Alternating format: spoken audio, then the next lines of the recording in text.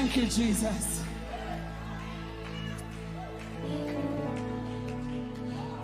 Whatever you face this week, forward still. Whatever mountains come in your way, forward still. Yeah. Whatever, if you walk out to war, forward still. Disappointment come, forward still. Woo. And if another pastor fall, forward still. After a pastor, we are follow. We obey with pastor, but we are follow Jesus. Forward still. Woo. Young people, walk holy. Walk holy. Make the right decisions. Walk right. Walk holy. Ramandosia. Rakandarabasiondarabosa. Walk holy. Forward still. It's Jehovah's will. Though the billows dash and sway with a concrete strength, we will push. Let the church be the church, and he will roll. Yes, he will roll. No matter what you face, he will roll. Even if you fall, get up and he will. Oh yes, and he will roll the sea away. Hallelujah.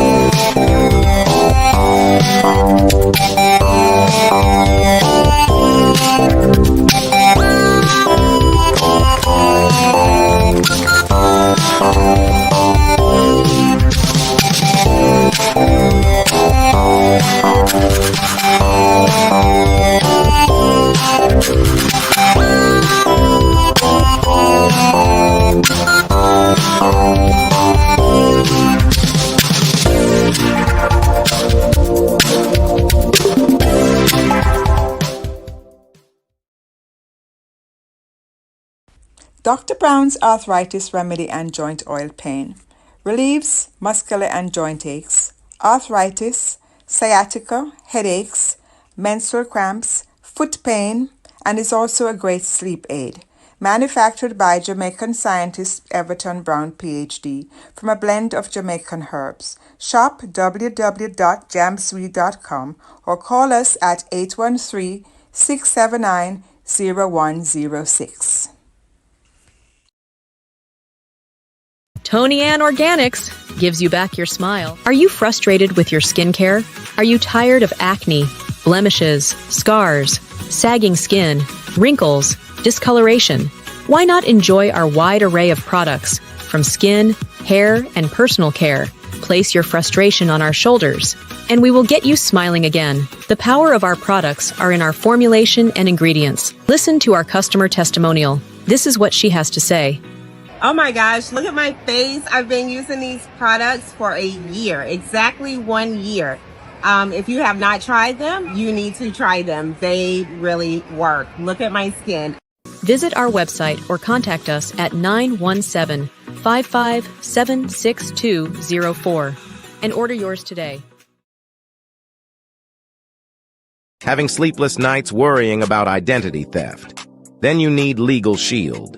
We're here to protect you and your family, your business, and your personal identity with 24/7 identity theft protection. We safeguard your security with identity and credit monitoring.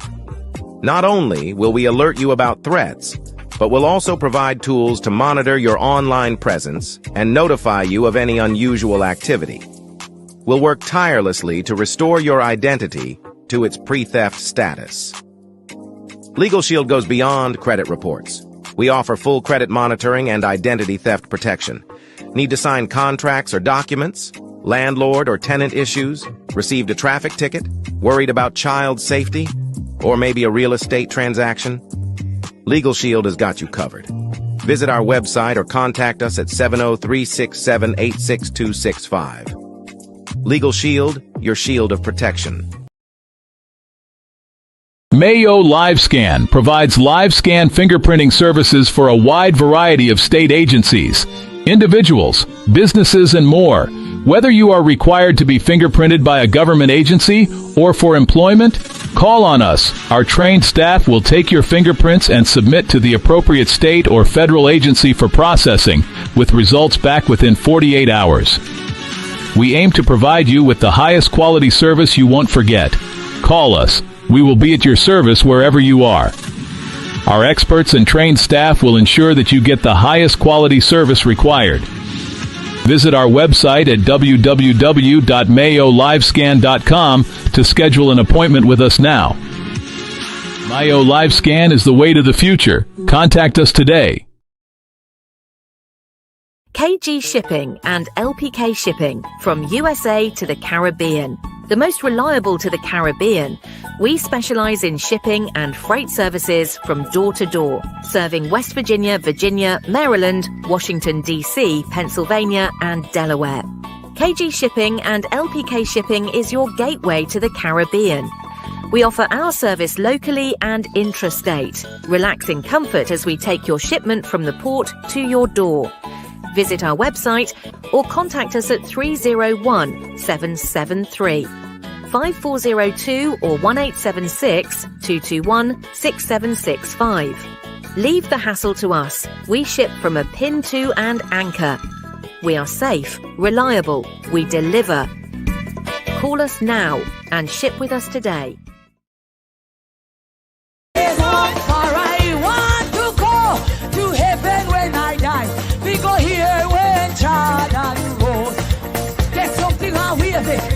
Get something on wheel it. Get something on wheel it. Get something on wheel it. Grab a rock on wheel it. Grab a rock on wheel it. Grab a rock on wheel it. Grab a rock on wheel it. Come now, wave your hand. Wave your hand. Wave your hand if you love the Lord. Wave your hand. Wave your, yes, wave your hand if you love the Lord. And me say roll, Jordan roll, roll, praise him like you just don't care. Just praise the God, because you know what he has done for you. Just give him praise, rock and praise him, dance and praise him, wave your hand and praise him. For I want to go to heaven when I die. We go here when Jordan. My God, David was one of the greatest musicians. And I hear this musician playing. Give God glory, musician. Tell them, play a little David. Play a little David. Play me David. Play a little David. Yes, play me David. Play a little David. Yes, play me David. Play a little David. Me say roll, Jordan. Me say roll, Jordan, roll. My God, Church of God this evening. God is good. Yes, God is good. God, for I want to go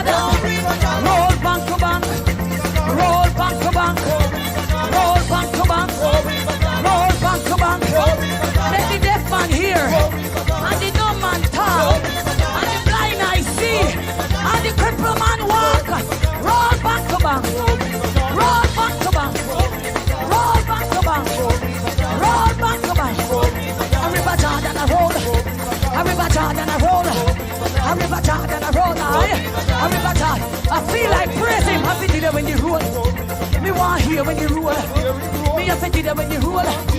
Me want to hear when you roll. Me have to do that when you roll.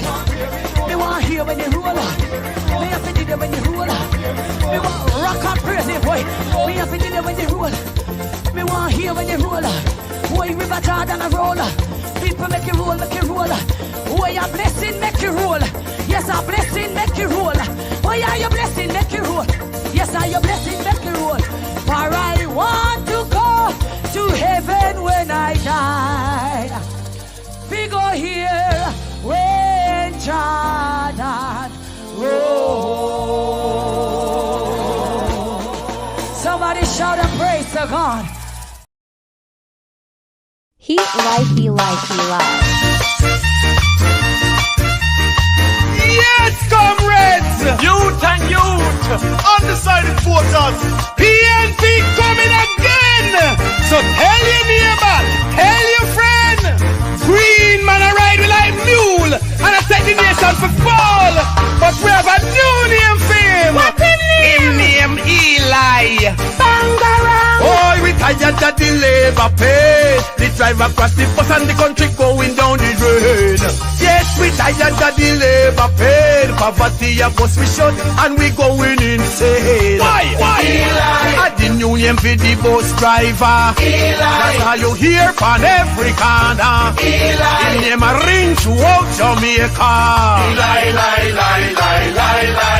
Eli. On a Monday, on a Tuesday, on a Wednesday, on a Thursday, on a Friday, on a Saturday. Two time on a Sunday. Eli. Hear this. Eli tell we say him a go build up the country. Put money in our pocket and end poverty. Promise the farmer them a go drive SUV. No him touch the bus, him a blame PNP. But Eli is a rookie driver. Him cannot run Jamaica. Him they go sit down back in the harbor. Him to lion out of order.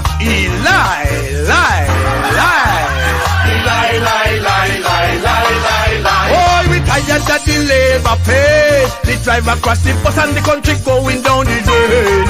Yes, we tired of the labor pay. Poverty of us we shut and we going insane. At the new name for the bus driver. That's how you hear from every corner. The name a ring throughout Jamaica.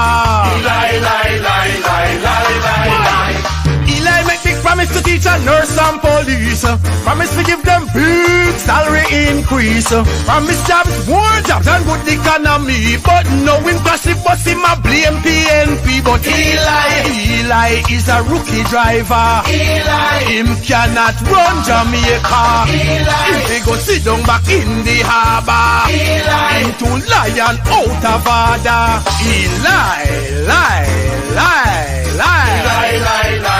Wanna remember this? Eli from a party new on the scene. Swear say him done with the garrison and the green. I'll never go back to that. Him tell the country now him greener than green with no credibility. Eli at the new name for the bus driver. That's how you hear from every corner. Him name a ring throughout Jamaica. Eli is a rookie driver. Him cannot run Jamaica. Him they go sit down back in the harbor. Him to lion out of order.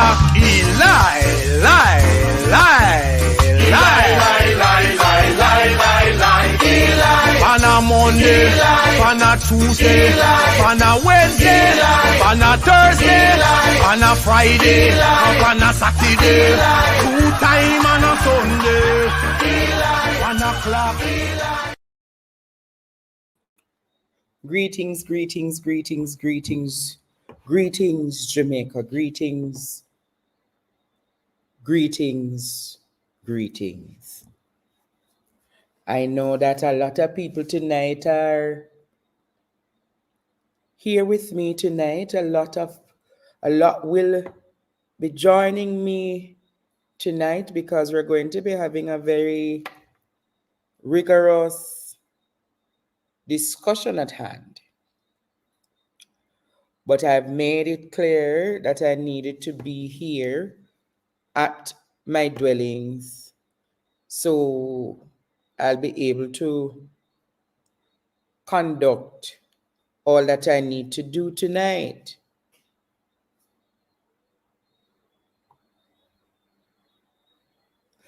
I'm here, Jamaica, to conduct all that I need to do tonight.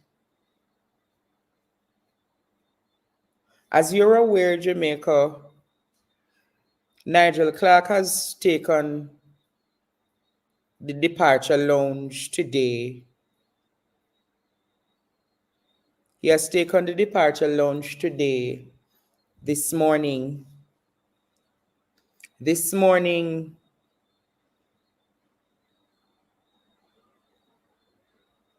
he took the departure lounge, Jamaica.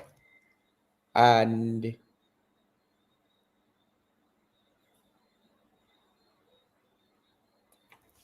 all I can say is farewell to him, all the best to him. As you're aware, he's still a son of Jamaica. And when you're a son of Jamaica, despite political differences, despite political persuasion, we must equally wish him the best of health, the best in his profession, the best at the IMF, and all that he plans or envisions to do. So all I'm saying, me now go and say bad dirty night. I'm not on that. Can you play the video as he left the airport this morning?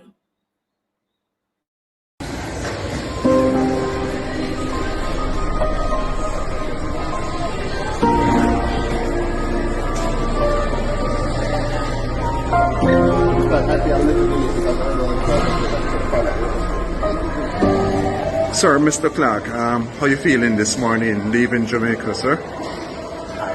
Tired.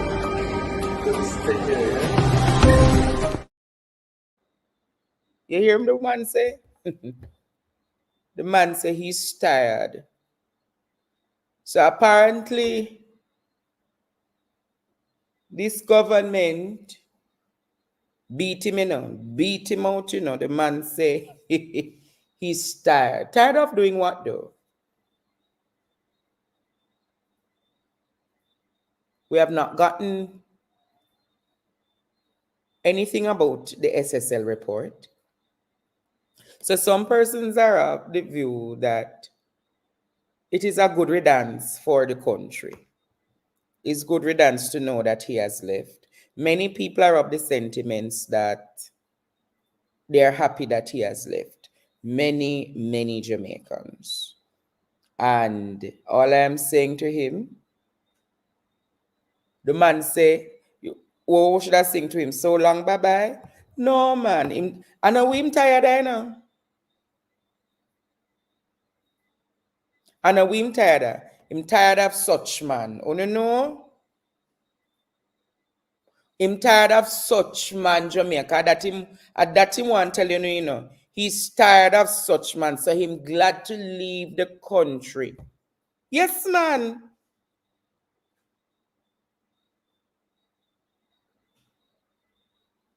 Yes, Jamaica.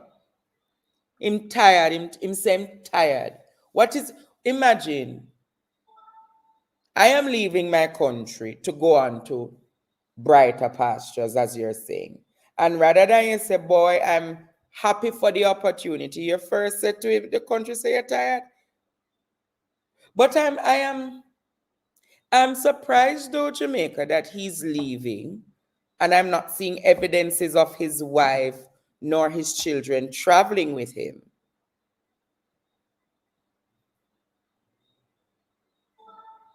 I'm going to say it again. He's heading to Washington. And I never saw his wife nor his children leaving. Una said they will go afterwards. They'll go, okay, let us see Jamaica. We will see in upcoming days or weeks what is to happen. Interesting times. But as we speak about Nigel leaving, this morning, Massa 28 had a lot of shuffling up to do. Massa 28 had a lot of shuffling up today.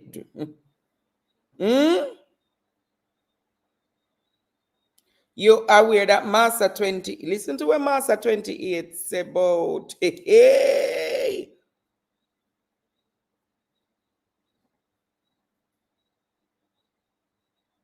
Listen to what Massa 28 says about him cabinet reshuffle. I want you guys to listen carefully.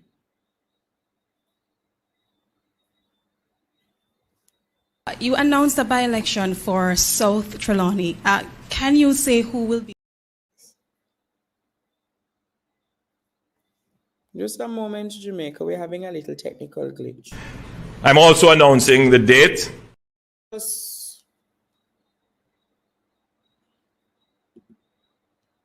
Just a moment, my family.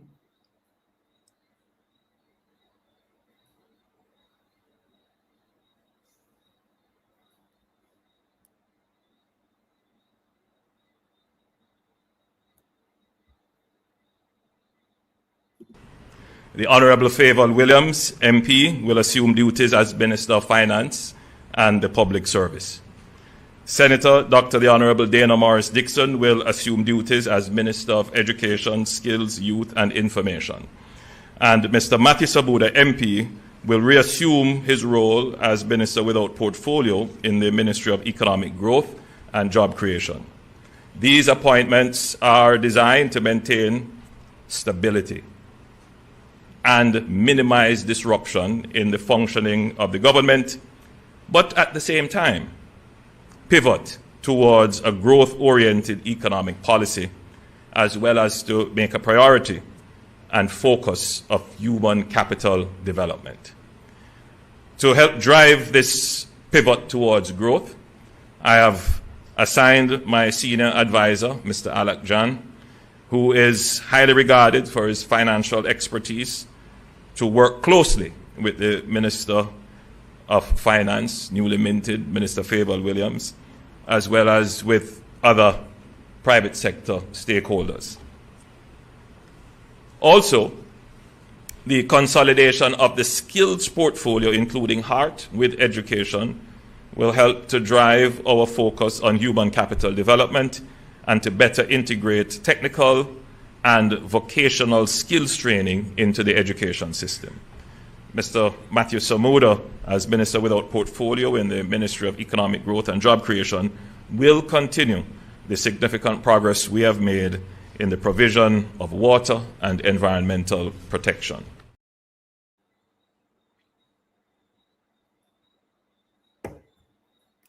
I'm going to make these comments tonight in relation to the cabinet appointments. If you recall, Jamaica, when the Prime Minister was speaking this morning, he said it took him 5 minutes to the time he was to present to make a final decision on who was to become Minister of Finance. So I have been reliably informed that he was really considering himself to become Finance Minister. But apparently because of his stubbornness, he wasn't taking the advice of those who are around him. But senior government members made it clear at this time the government cannot take on another backlash. And because the PNP has made it clear that if he takes on the role as finance minister, they are going to respond by going to the streets.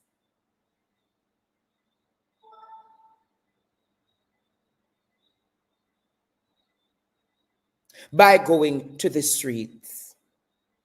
So what he did, he had to shuffle because he was going to name Alan. Here what I'm saying about the senior advisor is to give technical and adversarial responsibility to Minister Fayval Williams. The game plan Jamaica was him to be finance minister and Alan was to be the state minister in the Ministry of Finance. But the game plan never worked.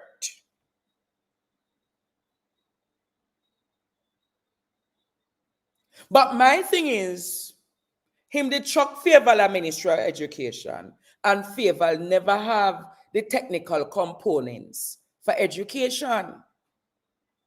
The truth and in fact, Jamaica, I'm not going to condemn Fayval Williams in the role as finance minister because that is her playground. You hear? People are going to say, boy, true she never do good in her education. She not going to do good in her finance. But my argument is, how can she do good in education when her strength is not education? She has never spent her professional career or any life dealing with any component of education. So therefore, naturally, she never had the skill sets for it. So there, it is inevitable that she wouldn't have performed at maximum. But she now is in a space that is her playground. But even though it is her playground, Jamaica, there are many issues that Fayval has to contend with. What are those issues I'm talking about? The issues are bread and butter issues. Because Fayval Williams know that good economic management can name. Andrew Holness can name the good economic management. But Fayval Williams as a mother, no. That the myriads of households led by women in this country can have good economic management. Fayval Williams knows that the policy that Nigel Clarke did in the last 6 weeks of pumping how much thousands of millions of US dollars into the economy to stabilize the dollar is nothing to maintain because the economy can collapse and crash. Fayval Williams know that in truth and in fact, we need her to tell us about the SSL report. Who agree with me tonight, Jamaica? We need to get the SSL report. And the fragments of the FinSac report that were released is not enough, Minister Fayval Williams. We need the entire FinSac report to be released. Because you and I know, Minister Fayval Williams, the reason why the Jamaica Labour Party cannot release the entire FinSac report because significant members within the JLP got bailout during FinSac and they don't want that to be known. But then Jamaica, they have a history of putting Fayval to play Bendong and Stocky. What I mean? Bendong and Stocky. When them did mash up energy and science, then send Fayval down there. When Rural Read mash up education and teeth out how much thing, then send Fayval down there. Now Nigel Clarke, leave the economy according to some Nigel was the best. But I want to remind you, Jamaica. It was Dr. Peter David Phillips who set the financial parameters for Jamaica to be better off. Let me say it again. A lot of people are saying, oh, it is the work of Nigel. No, Jamaica. It was Peter David Phillips through the IMF program that sorted out the finances. All Nigel Clarke had to do was to maintain those economic policies. And because the restructuring happened under Peter David Phillips, and the cleaning up started from then, Dr. Clarke had what? He had leverage. He had playing ground. He could say this. He could do that. He could not apply no new taxes because Dr. Phillips cleaned up the mess that Audley left. So even though a lot of people are saying, oh, hail Dr. Clarke, hail the fixer. The true fixer was Peter David Phillips. Because under the previous program with Bruce Golding and Audley Shaw, they messed up the economy, and you and I know that. But then, the kind of reality that we face with her Fayval, she's so droopy. Although me balance it out tonight, we must agree that she's a very droopy minister.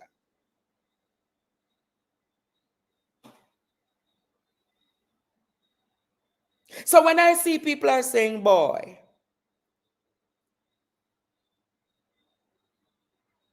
my concerns are simply this, Jamaica.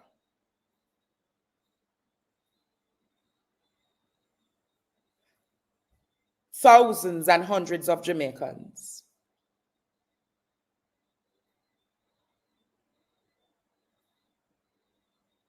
are not better off under this government.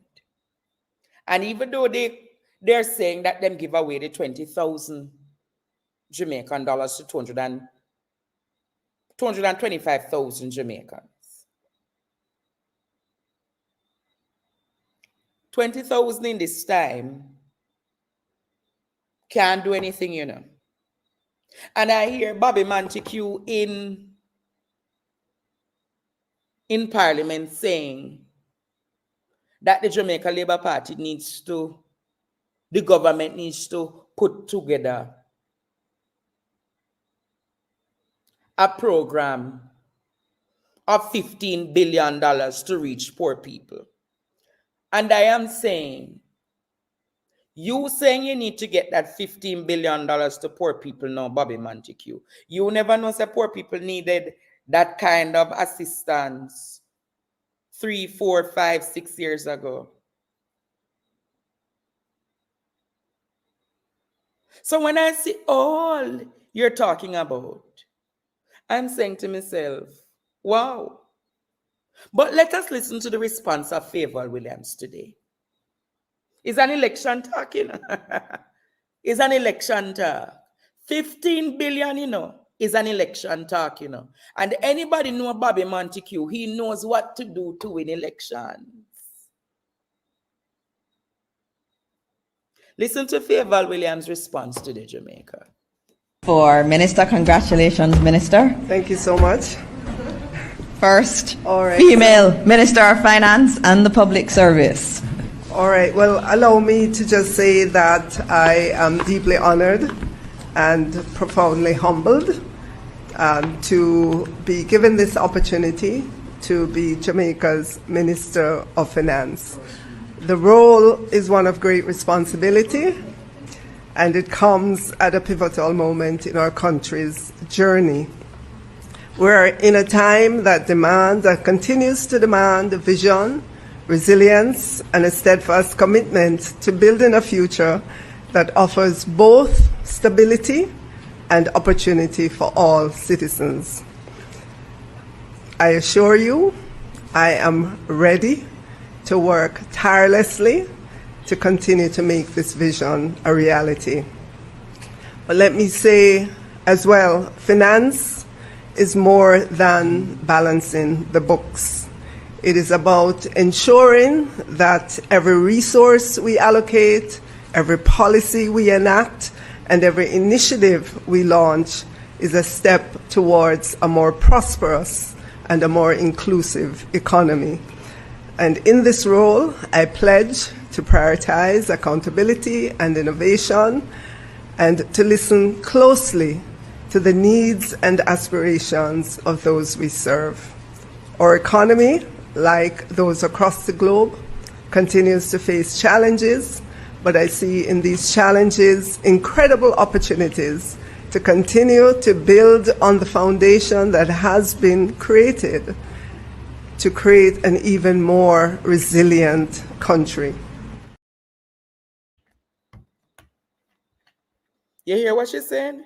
She's creating a more resilient country, and she's doing, and all I'm saying tonight, Jamaica, I'm not going to condemn her.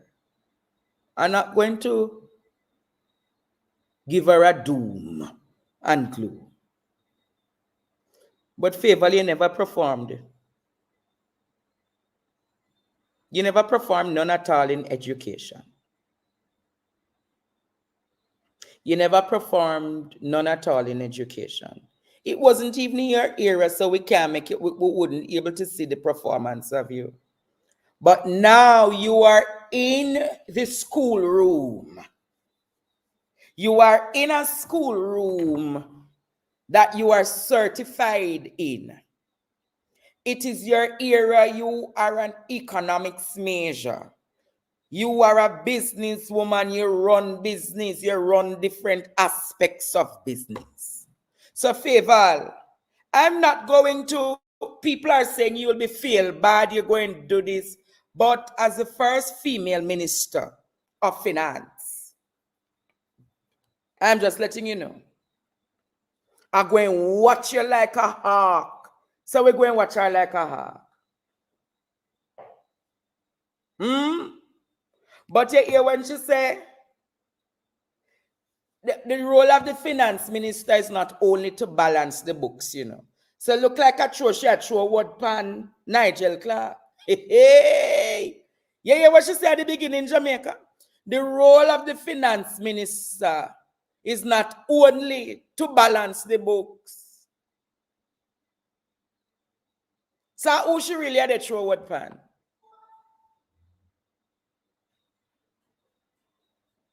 Who she really had a throw word pan Jamaica?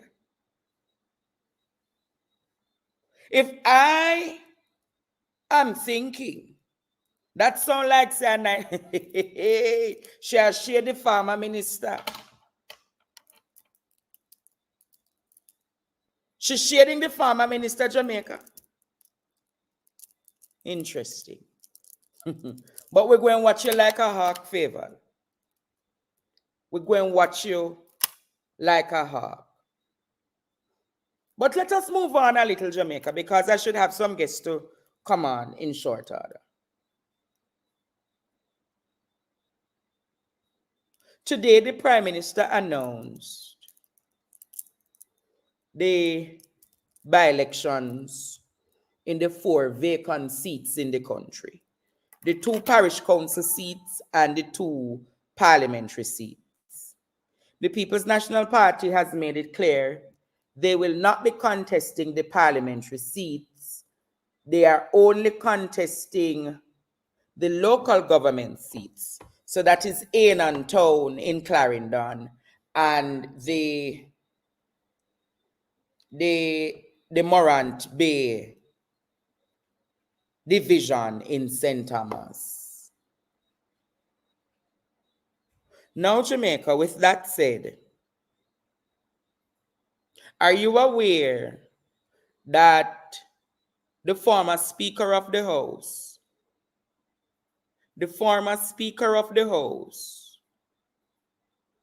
will be running for the Jamaica Labour Party? Marissa Dalrymple Filbert, remember the one the Integrity Commission said should be to resign and should have present court case in front of the court? I don't hear the media association condemn her, you know. I don't hear the press, I don't hear anybody condemn her or condemn the governing Jamaica Labour Party.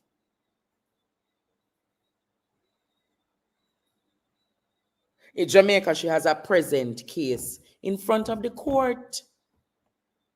She also has a case in front of the GLC. According to the Prime Minister, she's backed by... Play what the Prime Minister said for me now, please. You announced a by-election for South Trelawney. Can you say who will be your party's candidate for that division? I'm hearing on the ground that it may, the constituency, sorry, that the former member of parliament, Marissa Dalrymple-Philibert, may be making a comeback. Can you say, if yes, why is she making a comeback after resigning? And also, why did you wait so long to announce a by-election for that constituency? And for Minister Williams, big post as finance minister, what will be your first priority? Thank you.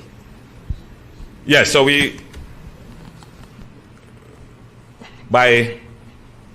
put it this way, by popular demand of the constituency, Marissa Dalrymple-Philibert will be the Jamaica Labour Party's candidate for Trelawney Southern. It's difficult to speak for Marissa as to why she resigned and then she's coming back. And I'm certain she will give an explanation. But my own view is that she really respected the perspectives of the public with whatever was accusations were laid in the public domain. And she thought it was the honorable thing to do. But I think that as she went through the constituency and people kept demanding that she return, and she does have quite a popular support in the constituency. So, it's really the will of the people, and we will see the will of the people exercised in the by-election. In terms of why I waited, well, the prerogative of calling an election is given to the Prime Minister, and there are some rules around it. But in calling the elections, the latitude that is given for a reason, which is to allow and always allow for the Prime Minister to protect the government that is formed. And in the discussions that are had, sometimes that is lost, that our system of government is designed for stability and continuity and of the government. And so the Prime Minister exercises that authority to ensure that the government that is formed can continue. And so you want to be sure that whenever you call an election, you are in a good position to win it.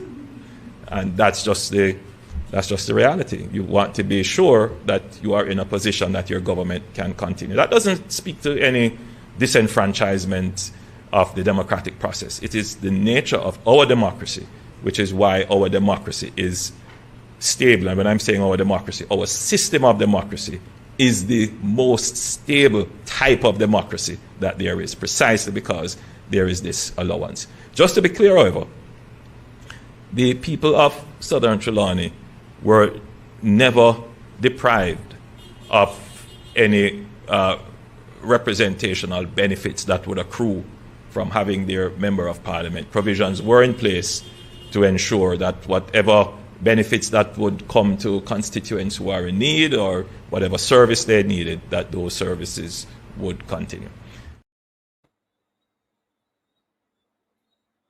Jamaica, I want to ask you a question. Is that a justifiable response? We just want to ask Jamaica tonight, is that a justifiable response?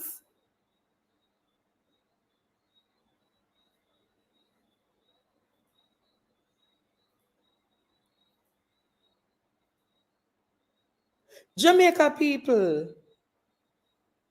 so you're telling me that somebody is questioned and asked to step aside in the interest of illicit enrichment, presently has a case in front of the court where the case is to be mentioned again in December. And you're telling me that you are saying she's backed by popular demand?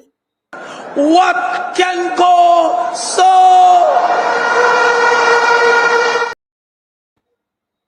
It's about integrity in this case,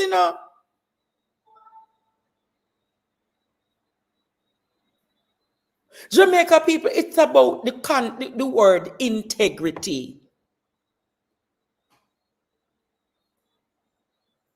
And you're going to tell me people of Jamaica,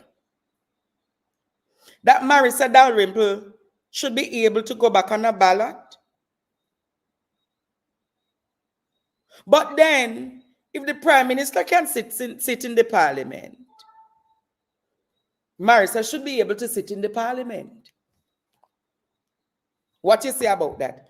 If the Prime Minister can sit in the Parliament where it is said him take out charity money for doing personal business, anybody else should be able to sit in the Parliament. Who agree with that? I'm just saying, if he is available, if such man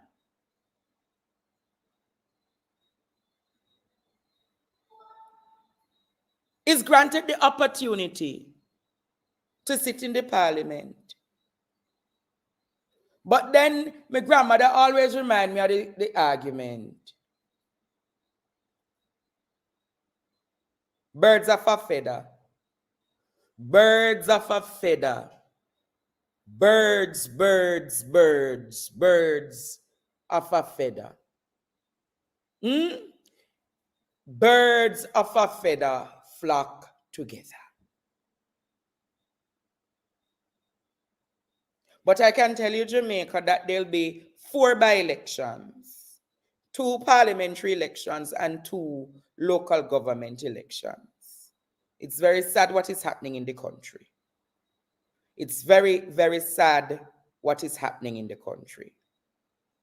Producer, as we speak about what is sad in the country tonight and today, Jamaica, we heard Dr. Blake from the Bustamante Children's Hospital. Producer, can you play that video of Dr. Blake speaking about the situation at the Bustamante Children's Hospital and then bring in my guest? My Jamaica, it is just so much happening in this country.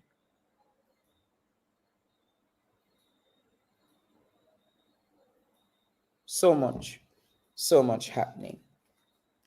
But in the interest of time, producer, carry the guest when you find the thing. It has been a challenging few months at the Bustamante Hospital for Children.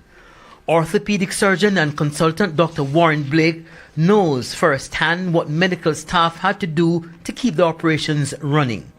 It is why he's concerned about the comments made by the Health Minister Dr. Christopher Tufton about the malfunctioning AC units in the operating rooms. The minister pointed to poor maintenance of the infrastructure by the hospital's administrators for some of the recurring problems.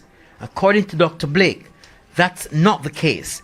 He referred us to a plan put in place back in April to fix the AC units in all operating rooms.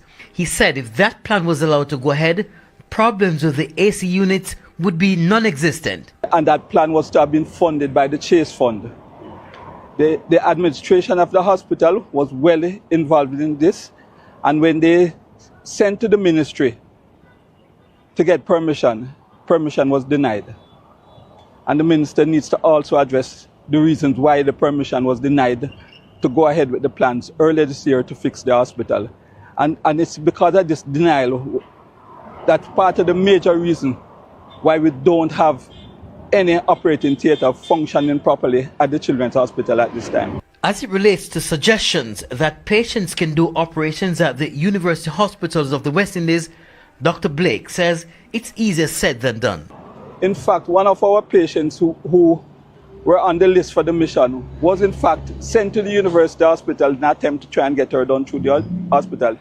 She returned to us when she got an invoice for $1 million. All right, we were told that the invoice would probably have been waived, but when the mother faced with an invoice like that, she didn't want to go through all the problems to get the invoice waived, so she came back down to Bustamante Hospital. Dr. Blake says for months now, he has had to be cancelling major surgeries because of problems with the hospital's AC unit. At the press conference, Minister Tufton also said it was difficult to get persons to maintain equipment. Dr. Blake stated the reason why contractors are reluctant to carry out servicing at public hospitals. None of the suppliers want to maintain their equipment because they don't get paid. And if they do get paid, they get paid very late. So the ministry is looked upon as a very bad creditor. Kirk Wright, TVJ News.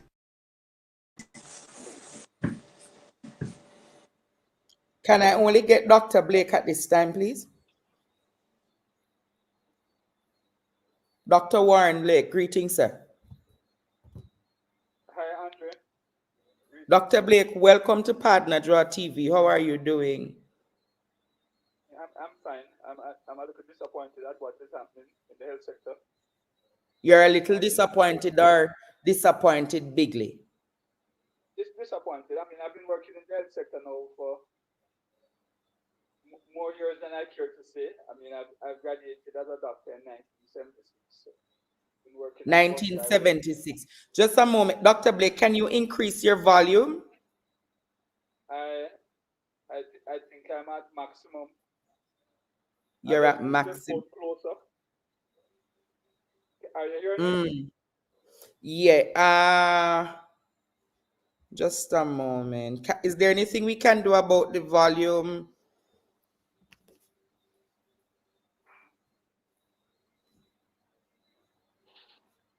Just a moment. All right, a lot of persons say they can't hear you. What can we do for him tonight? All right, Dr. Blake. Speak again. Let us see if it is. Yeah, I would say that I've been in the health sector now for almost 50 years. Almost 50 years. All right, what you're going to do for me, Dr. Blake, sign out and sign in back, all right? Okay, I'll do that. Yeah, just do that for us. And if it doesn't work, we just have to work with it tonight, Jamaica. Wow. So tonight we're having a wholesome discussion on what is happening in the health sector. As you are aware, Dr. Warren Blake has been a medical practitioner for almost 40 plus years. And in the interim, can you play the thing coming from Dr. Alfred Dawes?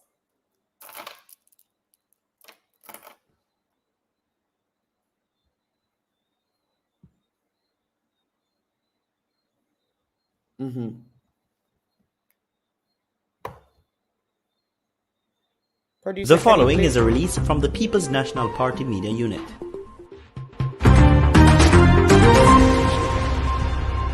This is Dr. Alfred Dawes, Opposition Spokesperson on Health and Wellness. I am calling on the Minister of Health and the Southeast Regional Health Authority to provide answers regarding the abandoned rehabilitation of 4 operating theaters at the Bustamante Hospital for Children. In 2022, a submission was reportedly made to the Chase Fund to repair these theaters. By 2023, after an inspection, Chase representatives verbally committed to funding the project, requesting a line item budget and confirming their support, pending Sarah's approval and oversight. Today, I am asking the Minister and Sarah to address these key questions. Can the Minister confirm or deny that the Chase Fund indeed requested a detailed line item budget from the BHC to proceed with the project? Was there a verbal commitment made by Chase to approve the project following a site visit, and was this followed by any correspondence outlining their readiness to fund it? If these reports are accurate, on what grounds was this critical project abandoned? With the operating theaters now non-functional, vital medical missions have been cancelled, and surgeries for our children are in jeopardy. The public deserves transparency, and our children deserve the very best in healthcare. Thank you, and the country awaits a fulsome and transparent response. Visit our website at pnp.org.jm or check us out on Facebook at Jamaica PNP. Dr. Blake, welcome back. Yeah, welcome. Are you hearing me better now? Well, we just have to work with it tonight, Dr. Blake. I'm hearing you. I am struggling a bit, but we just have to work with it, all right? Okay, I'll talk much louder then. Yes, if you can talk a little bit louder. Yes, Dr. Blake. What is happening at the Bustamante Children's Hospital?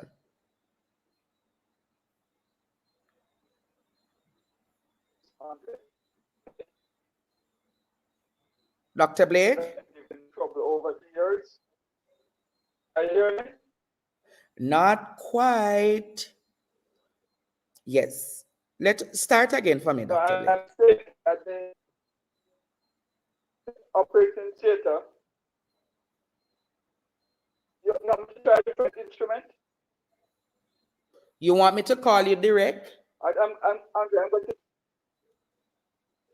Let him try another instrument. You want to try it on your computer? That's what I'm going to do. I'm going to try it on my computer. Yes, can you add Dr. Dawes in the interim? Please to add Dr. Dawes in the interim. Dr. Alfred Dawes, welcome. Good night, and good night to everyone watching. Dr. Dawes,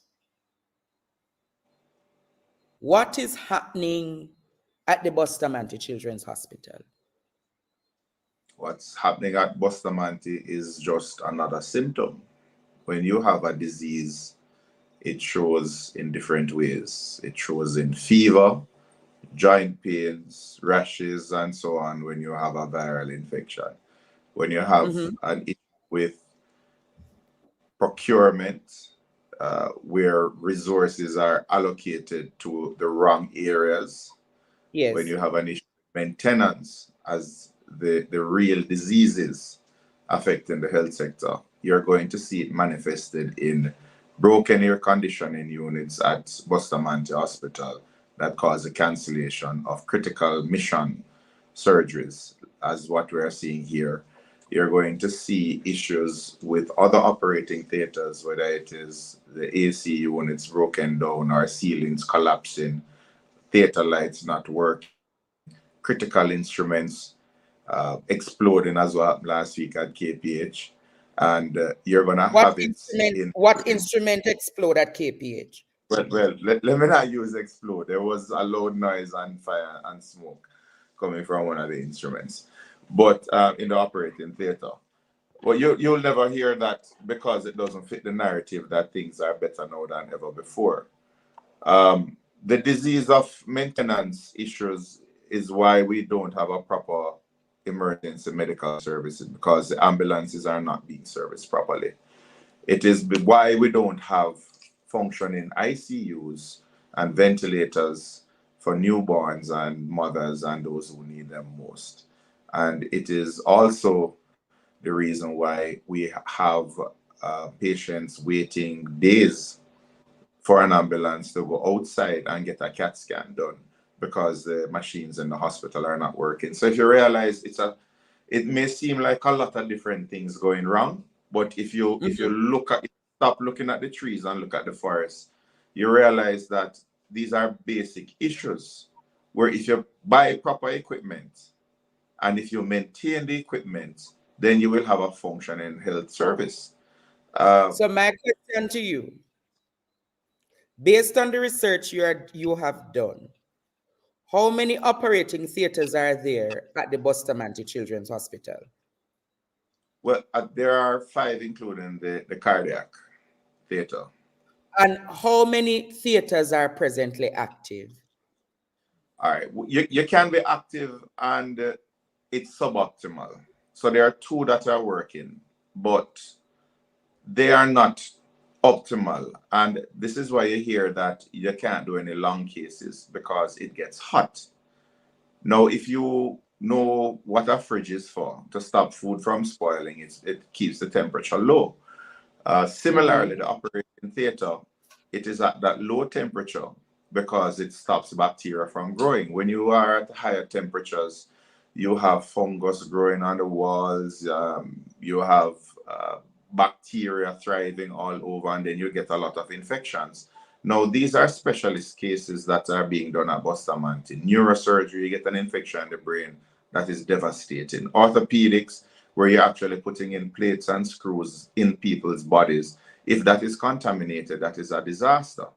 So you need to have proper sterile operating rooms. And a big part of that is functional air conditioning units. So when you have a theater that Hold is it going right hot, there, Dr. Doc.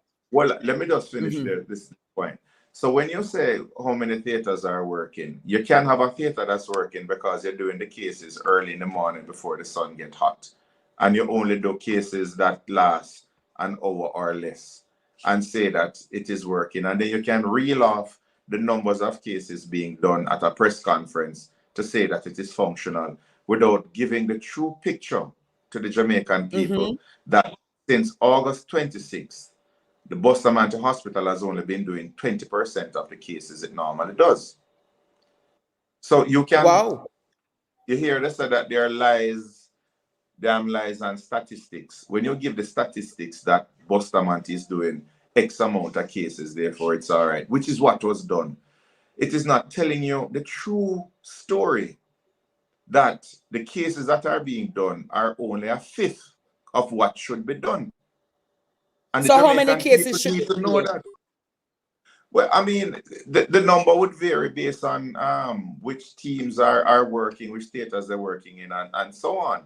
But if they say is 3,000 cases done, you know, that's only 20% of what really should be the case load, and it should be 15,000.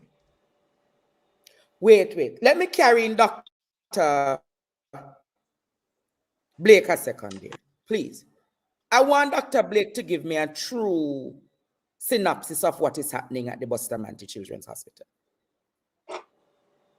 Producer, add Dr. Blake for me, please.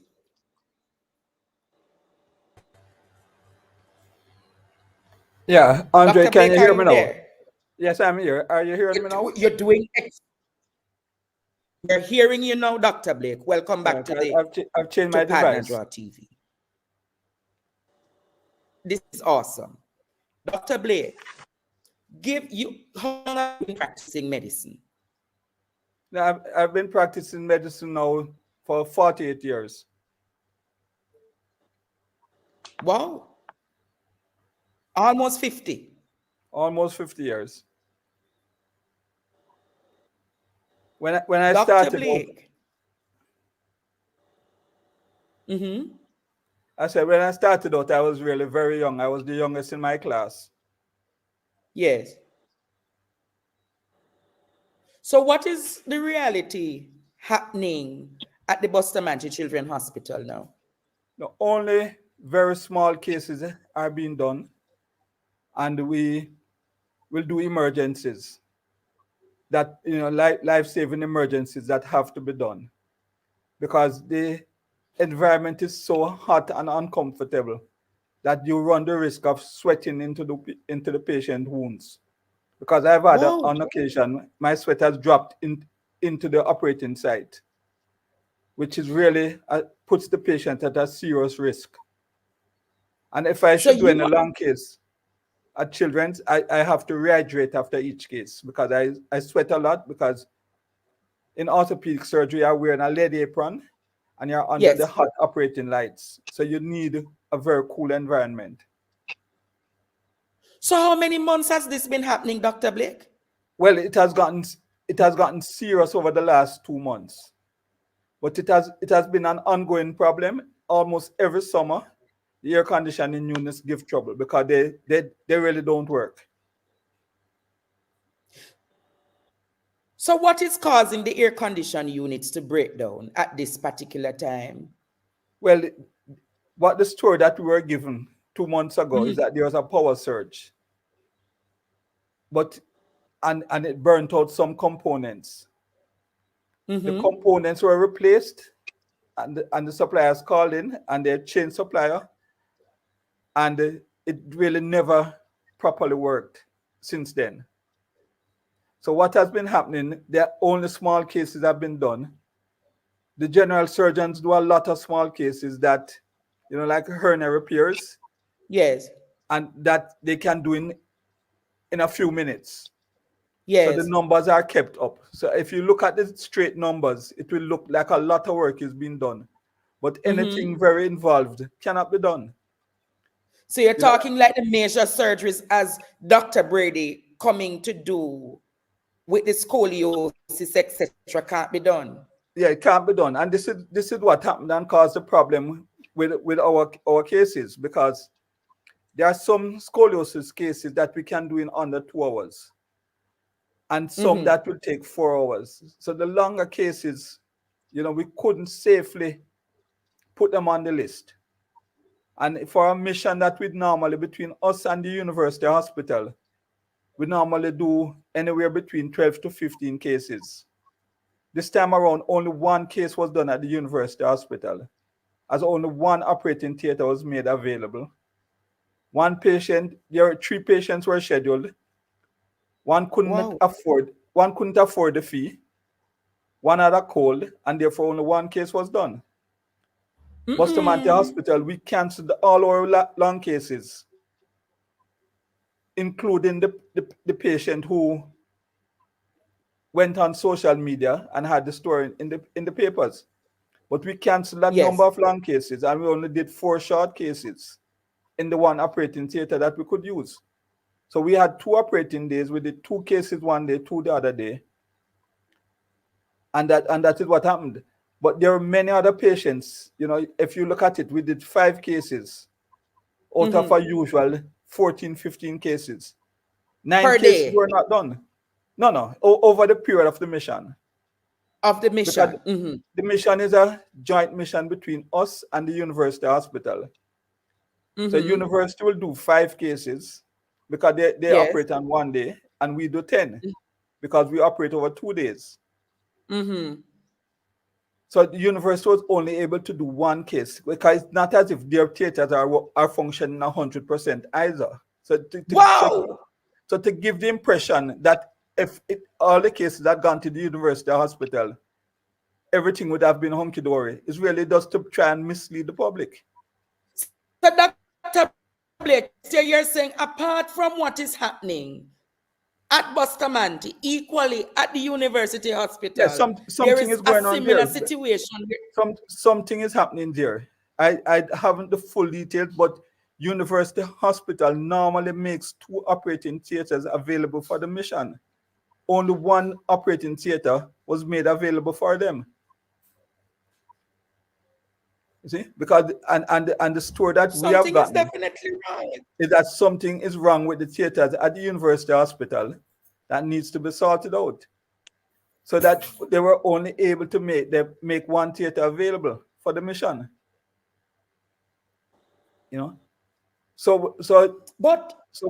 When you try and sort out only the person who wrote the media and had a story in the papers, you're forgetting about all the other cases that were not done. We have more patients were not done than were done. And over the last 2 months, especially, I have had to be canceling all my long cases. Because normally in orthopedics, we will do 10 cases on an operating list. We're down to doing 3 and 4 cases per operating day. I mean, today I had a case that I wanted to do, and I've given the earliest date I could find to give the mother is in June next year. June next year, because the waiting time has ballooned out of sight. Before COVID, we had gotten our waiting time down to less than a month. COVID threw that out, but after COVID, we've never really gotten back to full operating time. And this is because of the problems in theater. Out of the frustrations, I mean, I appealed to Chase a few years ago to assist Bustamante Hospital to fix the operating theaters. I got some of the senior doctors at the hospital to sign off on a project proposal to Chase. Yes. What was the outcome of that? I subsequently got a call from Chase to say that they were ready to fix the theater. The administrators at the hospital got architects to come to make a plan to redesign the hospital, to redesign the operating theater. And that plan was, when they had the plan and they costed it, it was, I reminded the administration that there was a project before Chase, and Chase had indicated willingness to fund the project. So Chase was again approached, and Chase indicated that they were willing to fund the project. The project was put on hold by the ministry, and this is what I alluded to in my speaking to the media earlier this week. The project was put on hold. So you're saying the project. So the project was put on hold that you asked the Chase Fund to commission to start out the operating theaters. And the administration, the hospital, that also joined me in that project. And the project was put on hold. You see? And so instead of blaming. No, you're not coming through properly. But having put the project, I'm here now. Having put the project on hold, then along comes this alleged power surge and creates a problem that would have been avoided entirely if the project had proceeded.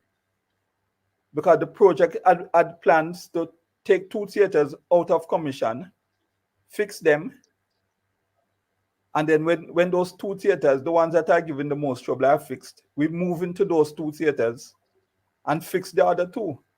And there are other infrastructure issues in theater that would have been sorted out as well. So this is how we have gotten where we are. Because but equally, when you speak about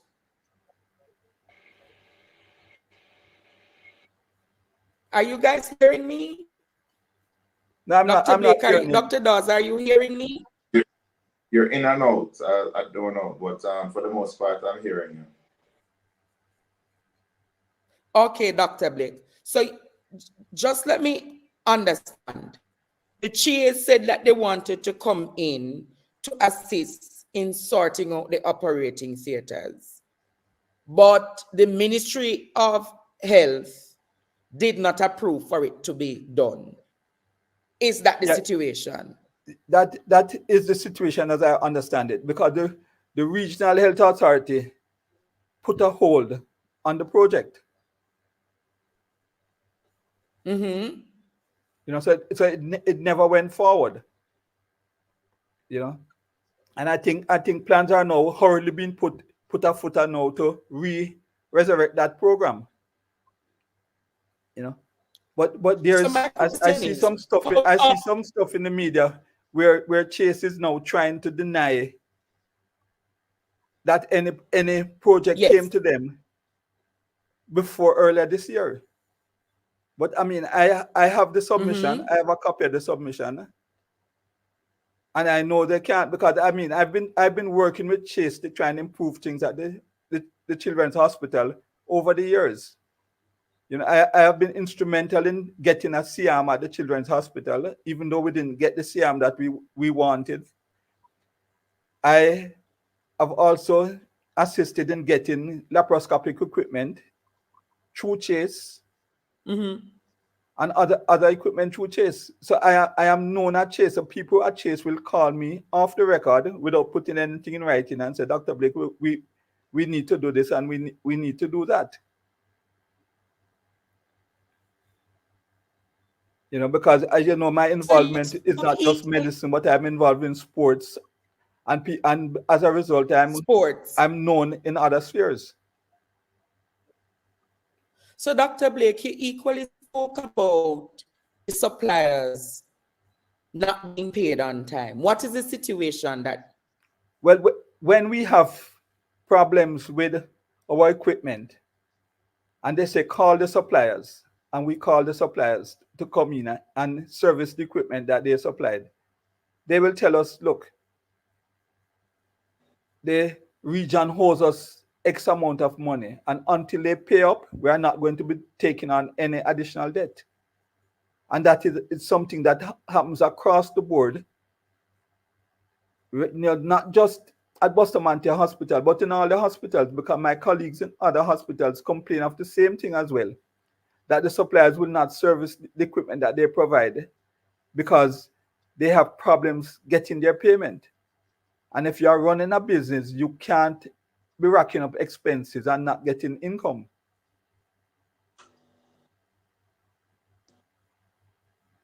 I think we might have lost the host.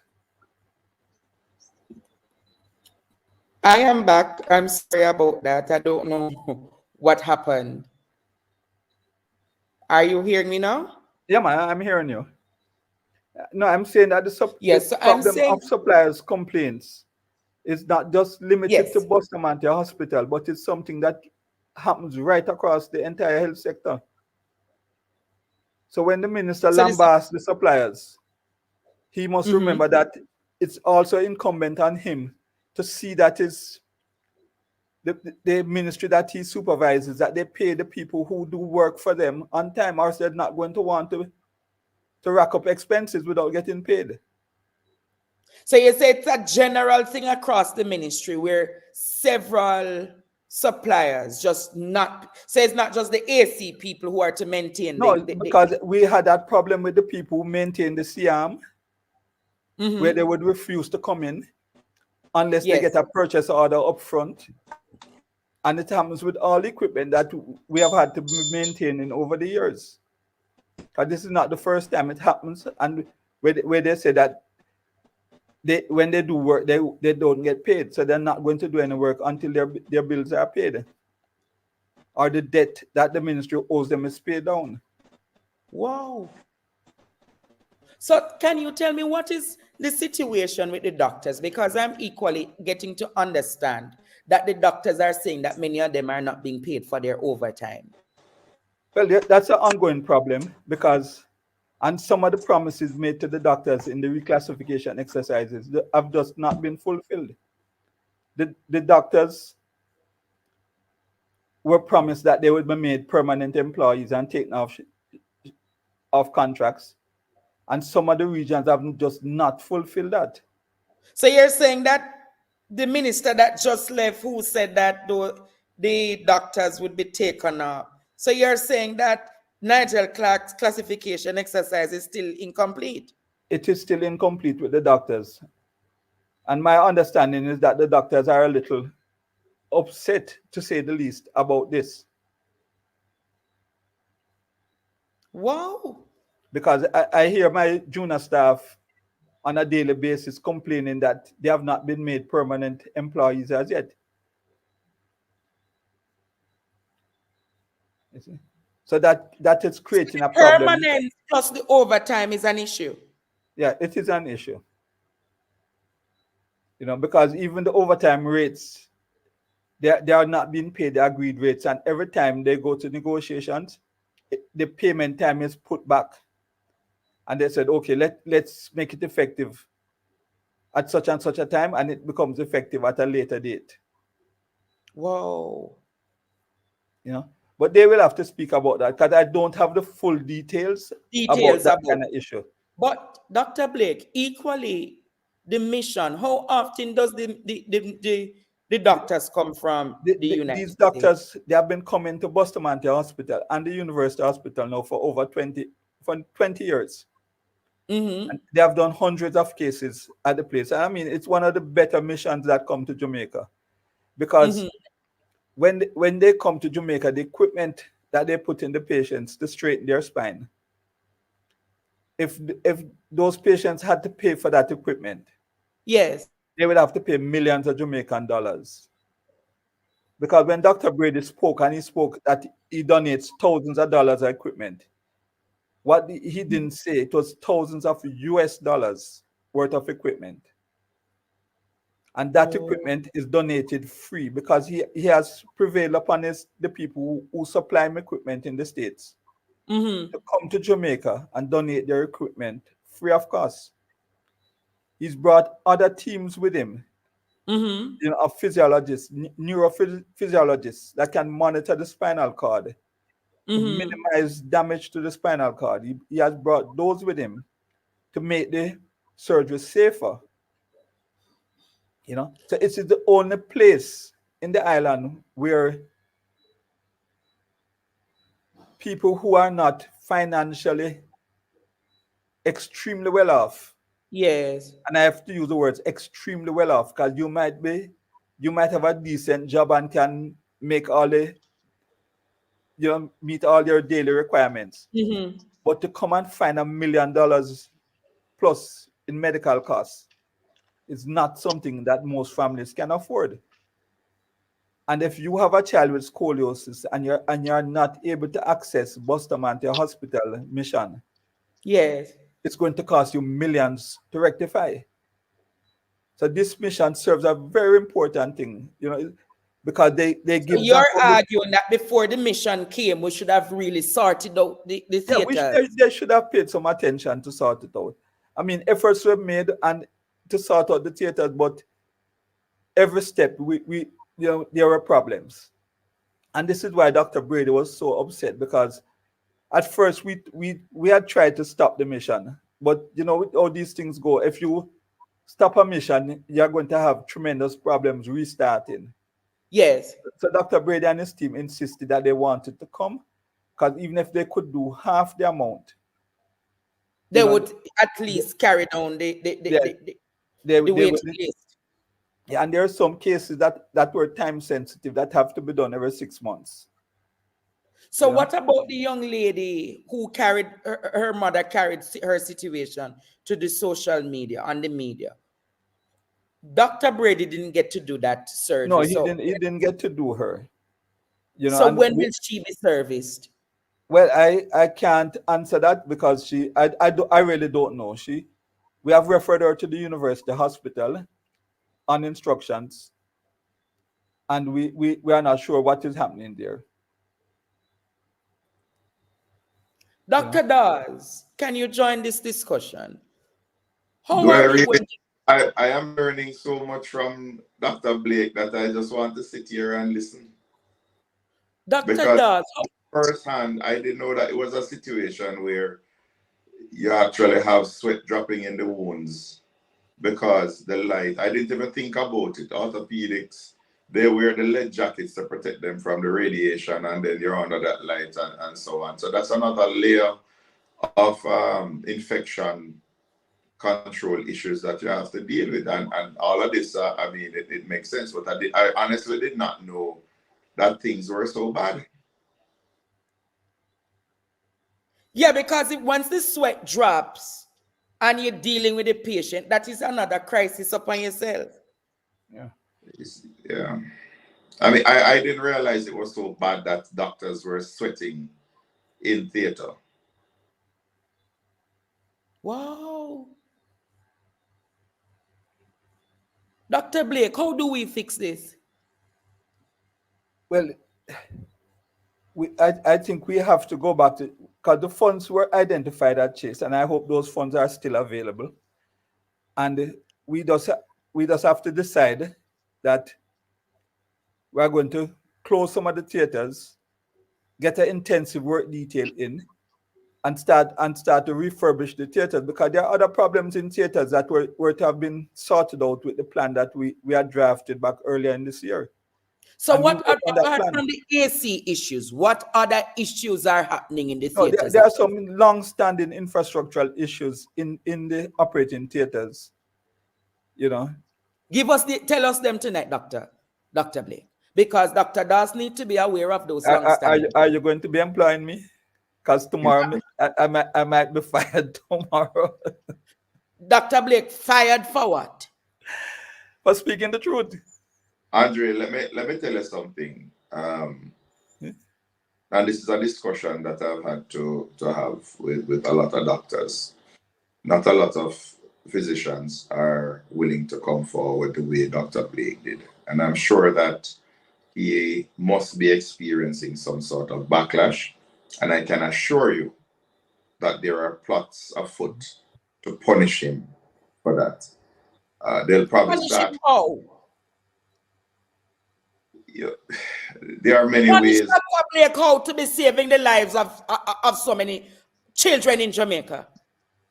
Any doctor who speaks out, even during COVID, doctors, every time they posted on social media complaining and so on, they were met with letters reminding them that they are guided by the Official Secrets Act. And if you breach the Official Secrets Act, which is a colonial era legislation, if you breach it, you can be terminated by the government. And this is what they do to keep doctors in line. The other way you keep doctors in line is that you don't promote them. So you will have people acting in positions, you will have contracts, and don't be fooled about this, how many 100 new posts created. These are not new doctors hired. These are doctors who have been in the system and they've moved from contract to permanent posts. But the permanent posts were always lacking. Where you still have doctors on contract and they wave that over them. So therefore they have to stay in line. Who gets through to the postgraduate work, who gets a job in a particular hospital. All of these are ways in which you can have control over people's lives. And as such, this is why you don't have a lot of doctors speaking out. Dr. Blake is beyond reproach. He has made a name for himself. And based on my calculations, he's close to retirement. So, having already peaked and left a legacy and is now teaching those to take over from him, he's not worried about any promotions or any contracts or anything like that. But the youngsters coming up, the ones with the energy to fight the system, they are always threatened. But Dr. Blake is saying something that I'm very concerned about tonight. I asked, apart from the operating theater, what other issues are there? You mean apart from air conditioning? Yes, apart from... So you're telling me, Dr. Blake, that there are some serious things that you can't even mention publicly? Yeah, there are things that, probably it's going to sidetrack the issue. But there are other infrastructural issues in theater, that need sorting out. Doors are falling off because in one of the theaters that are supposed to be working, I mean, the other night when I was scrubbing for a case because I had to be doing an emergency, and I had finished scrubbing and I was going into theater now to put on my sterile gown. Mm-hmm. The door hit my hand because the door came off the hinge. Wow. So I after 3 minutes of scrubbing, I became unsterile. So I had to go back into the scrub room and scrub again. And scrub again. And if you are in an operating theater and the door can't close properly, the plant is old, Andre. It's an old army barracks that was converted into a hospital. Mm-hmm. So the entire Bustamante hospital plant is old. And so what happened to those funds that were given through initiatives such as Shaggy and Friends, etc.? Those monies, what happened to those? I know you're not a part of the management team at the hospital, but what about the infrastructure upgrades? Well, some upgrades took place, but that's really a very sore point. The only thing I can say, I'm sure Shaggy will not do another fundraising benefit for Bustamante Hospital. What you say, Dr. Blake? I said I am fairly sure that in my estimation, you will not hear of another Shaggy benefit. My God. Because, we all know this. This is out in the public domain that Shaggy was very upset with how he was treated and how the monies have been spent. I don't think I'm saying anything new there. So anything new? There in the last of the money is being used to try and complete a hotel or hostel for parents where parents can stay overnight. And that project has been long in the making. Wow, this is serious, Dr. Blake. What you're describing tonight is really worrisome. But Andre, Dr. Dawes. all the hospitals have major problems. You know, it's not just the operating theater, because I have colleagues in the different hospitals. I mean, my beer and another business that I do apart from medicine was hit off his bike. Yes. And broke his knee. Mm-hmm. Went to an adult institution. When after he had to buy the implants, try and fix his knee. And he couldn't get done. So he asked me if I don't know anybody there. I spoke to my colleagues at the hospital, and a favor was done to me to try and jump him up the list. Mm-hmm. And it still took him over 6 weeks to get done. Yes. Because his case was looked upon as low priority. Because the doctors had other limb-saving and life-saving procedures to do, so he could not get done in a timely fashion. He was done over 6 weeks after the accident, and this is the status with a lot of our public hospitals. No, this is, so the wait time just to do those. The wait time, and this is why I said it's not a problem unique to Bustamante Hospital at all. So when the minister comes out and blames the administration at the hospital, he needs to recognize that there are systemic problems across the entire health sector that he has not addressed. Dr. Blake, you have been practicing medicine for 48 years. In all your time practicing, is this the worst you have ever seen the health facility sector? Yeah, I think it's the worst. In the 70s, we had to close Kingston Public Hospital because things had gone bad. And I think we have passed that level. I think because of the experience from that time, some people, none of the doctors here would remember that, who are now currently practicing. Only the doctors in my era would remember that such a thing had happened. But the Kingston Public Hospital was closed, and the only dire emergencies were being done in an effort to try and bring the hospital back up to standard. And I think we have passed that level where we are putting our patients at serious risk to continue. And I mean, we need to have a serious sit down and talk, and the minister really needs to take this thing seriously and say, rather than try and get sound bites and PR and to prove that he was correct, he needs to look at how to seriously improve the system. He cannot say that he wasn't trying to offend doctors when he know he did. He know he did. When you look on so someone, you're saying that the comments he made last week, yeah, they were very sensitive. And this is why I came out and speak, because if after 48 years you're trying to impugn my reputation and my integrity, and you're going to tell me that I cannot defend myself and my integrity, then you're crazy. There's no official Secrets Act or anything else can stop me from defending my integrity. When you're going to suggest that I might have reasons that are not professional for not wanting to transfer patients to the university hospital, then you are saying something about me as a doctor. I seek opinions from doctors who I used to teach. On my service right now, there are all the doctors on the service, even the consultant who is in charge, I used to teach him. Yes. And I came back into the system, and I'm working as a subordinate to somebody who was my junior, who I taught. So when Minister Tufton is trying to claim and pretend as if doctors have egos, and their egos are preventing them to make major decisions, that's not so. We have two young doctors, very capable, who finished their local training. They went to England, and they got special training in pediatric orthopedic surgery. Yes. And they have gotten more training than I did when I was at their stage. They have come back with the latest techniques. I refer to them. Yes. I refer to them.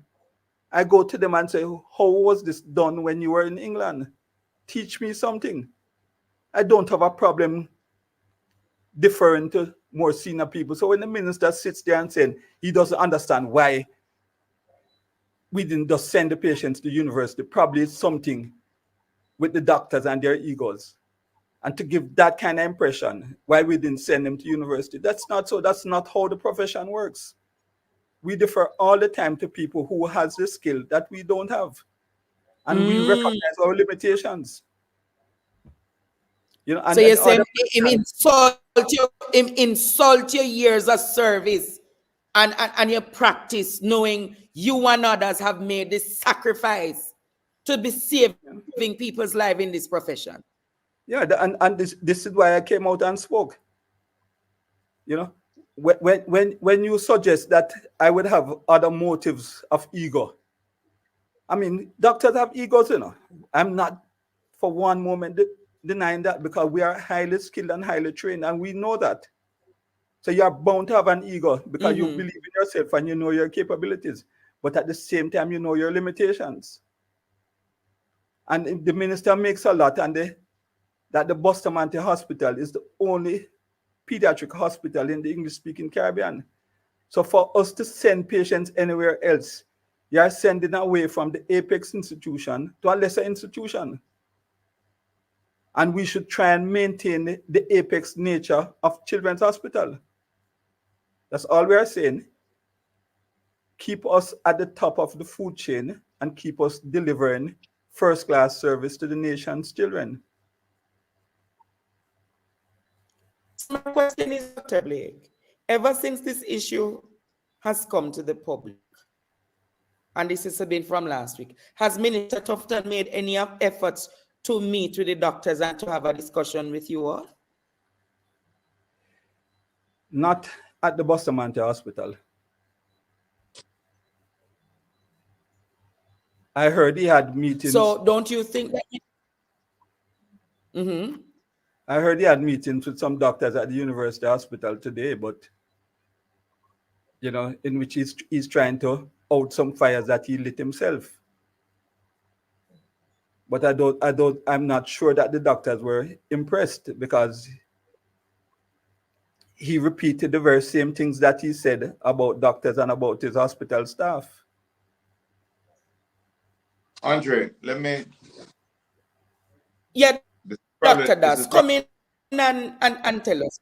This is probably the quietest I've been on your show, but this is what is going on. Yeah, now. But you're listening.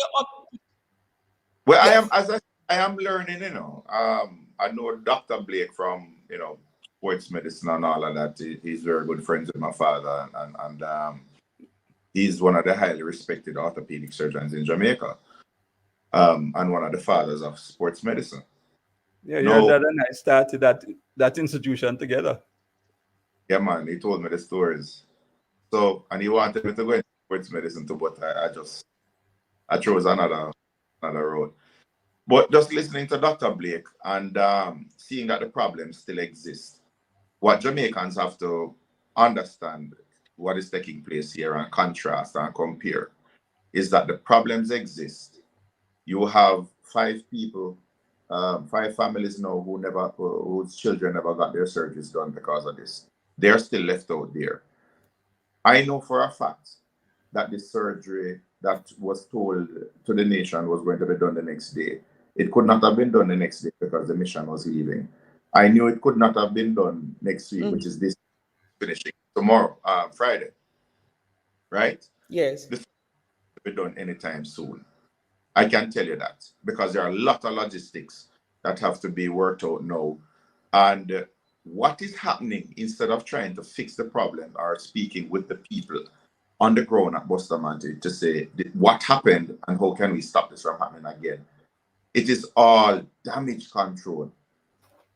So they're meeting, to see how they can out the fires, right? And even the pushback. It's what's coming out are personal attacks against me. Just so that, don't look at where he is pointing, look at who is pointing. and try to damage my credibility. Similarly, they're trying to damage Dr. Blake's credibility. And then now, and I can say this because I think it has been out there. The Jamaica Medical Doctors Association, they have asked for an audit of the healthcare system among their members. They have circulated in the request that the doctors should look at what are the issues affecting each hospital across the island. So we are waiting with bated breaths to see what the junior doctors audit is going to show, because it is a completely different picture from what we are being told with all of these refurbishings and the cutting of ribbons and how much money has been spent on health. So look out for that. But they know that it is coming, which is why all of these meetings, you're going to see a lot of PR coming out now to kind of head off. Because today, all of a sudden I hear say 2,300 and odd eye surgeries done with Cuba. And well, that is, all right, so when I took this portfolio of Shadow Minister of Health, what I had to be studying more than anything else is PR and marketing, because that is what I am up against. One of the most vaunted PR programs, machineries in Jamaica that convinced us for 8 years that we had an improving healthcare system when it was going down and down. As I talk about that, Dr. Daz, I want to show Jamaica something with all that is happening in the country and the state of healthcare. Producer, can you show the video that Minister Tufton put up this morning? I want Jamaicans to look at the tone-deaf response of the Minister of Health. Play that, producer, play it for me, please. Ladies and gentlemen, this is Chris Tufton speaking for TVJ News Jamaica. And we are waiting for the imminent arrival of the next Deputy Chief of the International Monetary Fund, Jamaica's Dr. Nigel Clarke, the best Minister of Finance that has done an amazing job in Jamaica. So much so he's being elevated to the status of a world-class critical role to help the rest of the world. So we'll be here until he arrives, and we're waiting day and night for him to arrive so we can give him the accolades, the support, the welcome that he deserves. From TVJ News here in Washington, D.C., this is Chris Tufton, your correspondent.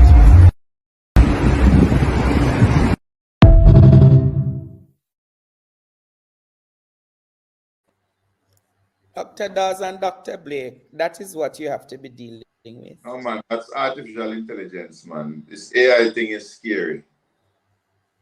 No, it's not artificial intelligence. That was on the minister's page this morning.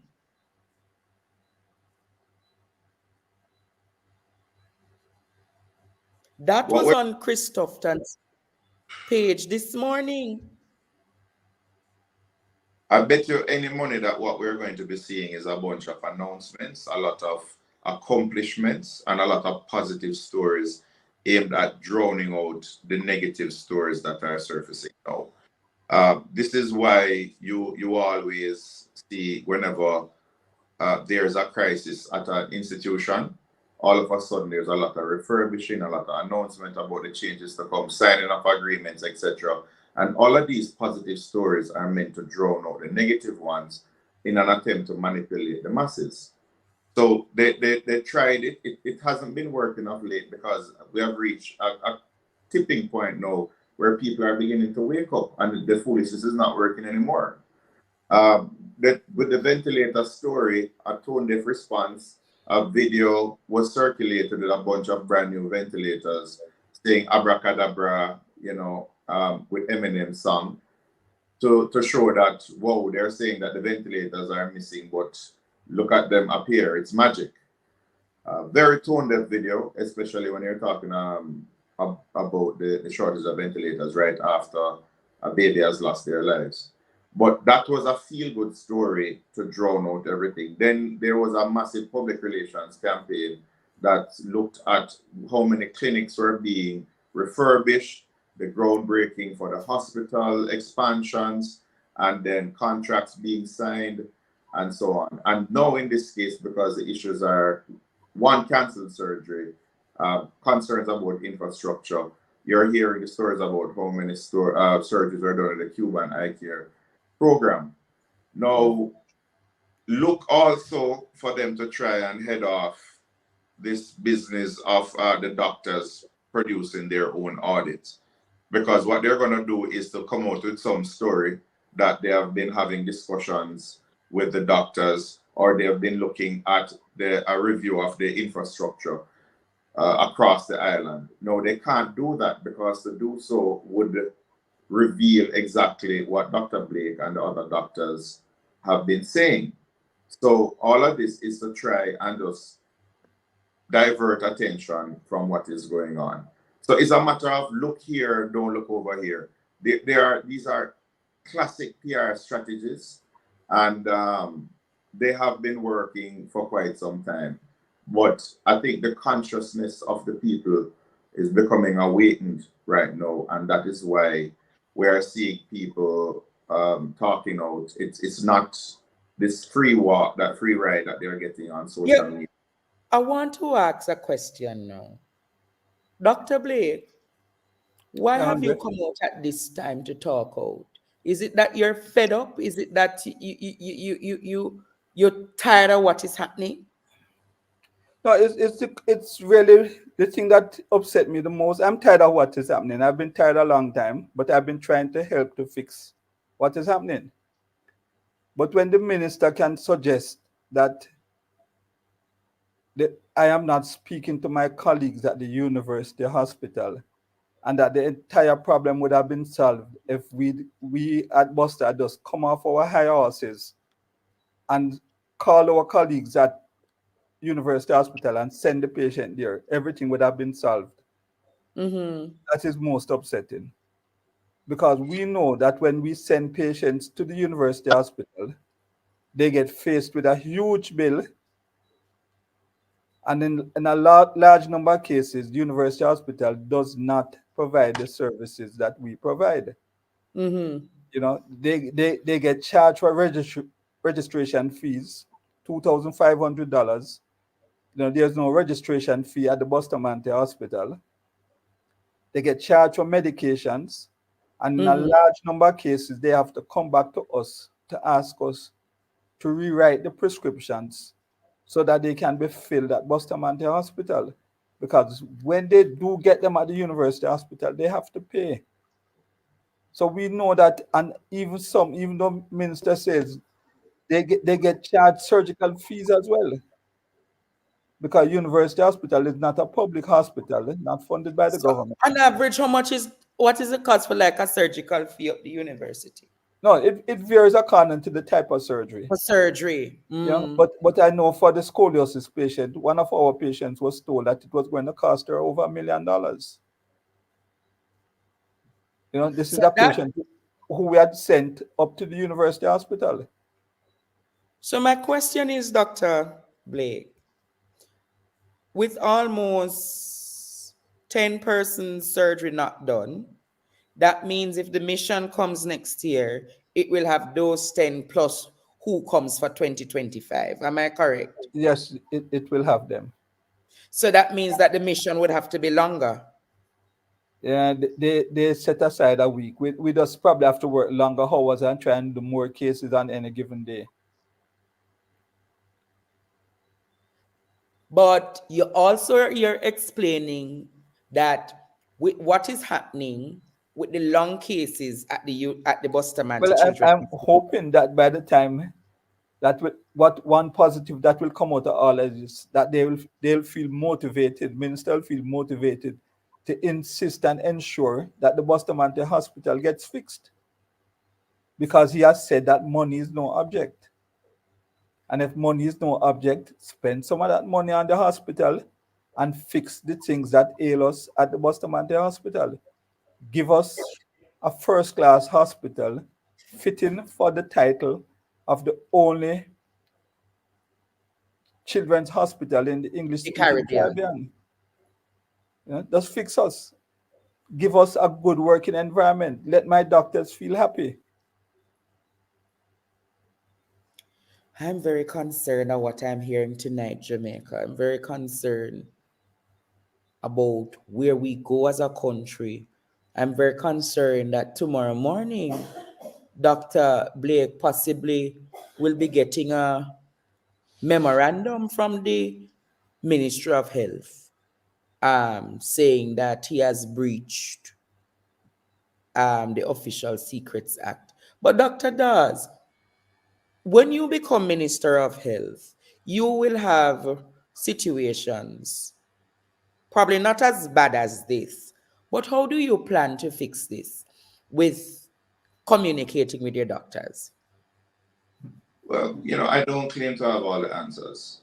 And many times when I speak, it is because I've had consultations with senior colleagues, persons who have left the system, persons who are in the system now, but they have a wealth of experience underground, not just someone who is trying to learn how medicine works or an administrator who has just been thrust into a role because of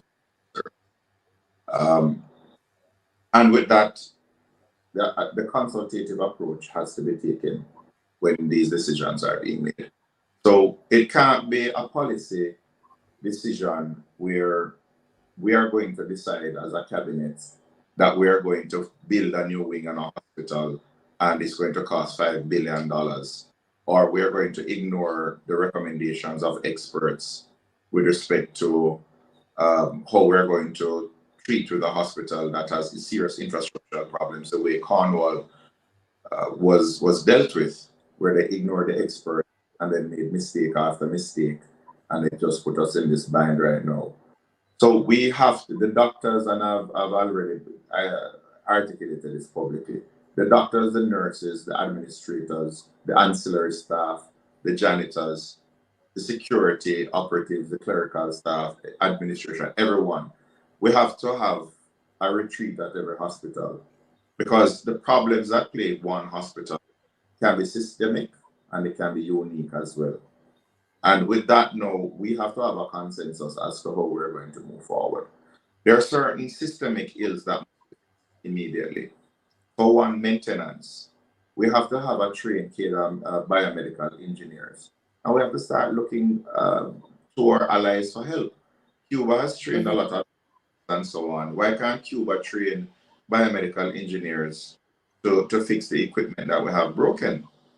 That's a start right there. So we look at how we can supplement immediately, because a lot of stuff to be fixed and repaired with long-term training and capacity building for the persons working in maintenance. No, we have to start specifications. You can't just go to China. China has different grades of equipment. You can have equipment that look the same. They're in the same case, but one is good quality, one is medium quality, and one is poor quality. And you buy the poor quality one, come to Jamaica, mark it up a couple 100%, and then you have no maintenance package. You have no support when something goes down. And then you sell it to the ministry, it breaks down, the doctors don't have anything to use, the patients have their surgeries cancelled or they can't get their investigations, and it becomes junk. And then you repeat the cycle, where the parties are benefited far too often. Yes. So, fix immediately. We have to have certain standards. And even when something goes to procurement, where they're trying to look at the cheapest, a lot of technical expertise is not there. You have to have a technical review committee to say, buy this, don't buy this, this is value for money. And that is weighted. It can't be a situation where, for example, you will have a surgeon request a particular type of equipment, and what comes is far different from what they wanted, and hear how much was paid for it, for the garbage. You shake your head and wonder, why is it that we how much money is being spent on health, and you don't see where it is going? So procurement, we have to look at maintenance, and then we have to look at overall now, how can we remedy the situations as quick as possible. And I heard a pushback was a personal attack on me to say that, how can I be talking about greedy capitalism when I am a businessman myself and I'm building a hospital? You can have, I am not a communist. I believe in the free market, right? But you have to have a conscience. And I've always said this, you can make money in health, but you have to have a conscience and remember that it is sick people that you're dealing with at the forefront of your business. You cannot capitalize on this desperate situation to gouge the system through emergency procurement and single bidder processes to siphon off money for you and your friends because you see a dire emergency taking place. So public-private partnerships have to be an integral part of how we fix the system, because the capacity of the Ministry of Health to buy everything at once that is needed, it is going to outstrip all of the other budgets for education. And Damian Croft has already, stated with full backing that we have to prioritize education. Dayton is looking at agriculture. For far too long, the farmers have been the victims of handouts of seeds and water tanks, while the big import license that stop them from being competitive locally are going to friends of the ruling government. So there are things to be fixed, and I can't claim to want all of the capital budget or the discretionary budget for the next administration. So we have to look at what is the most efficient way of getting this thing done. And for a fair, well-managed, well-thought-out system where you have public-private partnerships, where every patient can feel like, every public patient can feel like they're a private patient. And also we're going to have national insurance.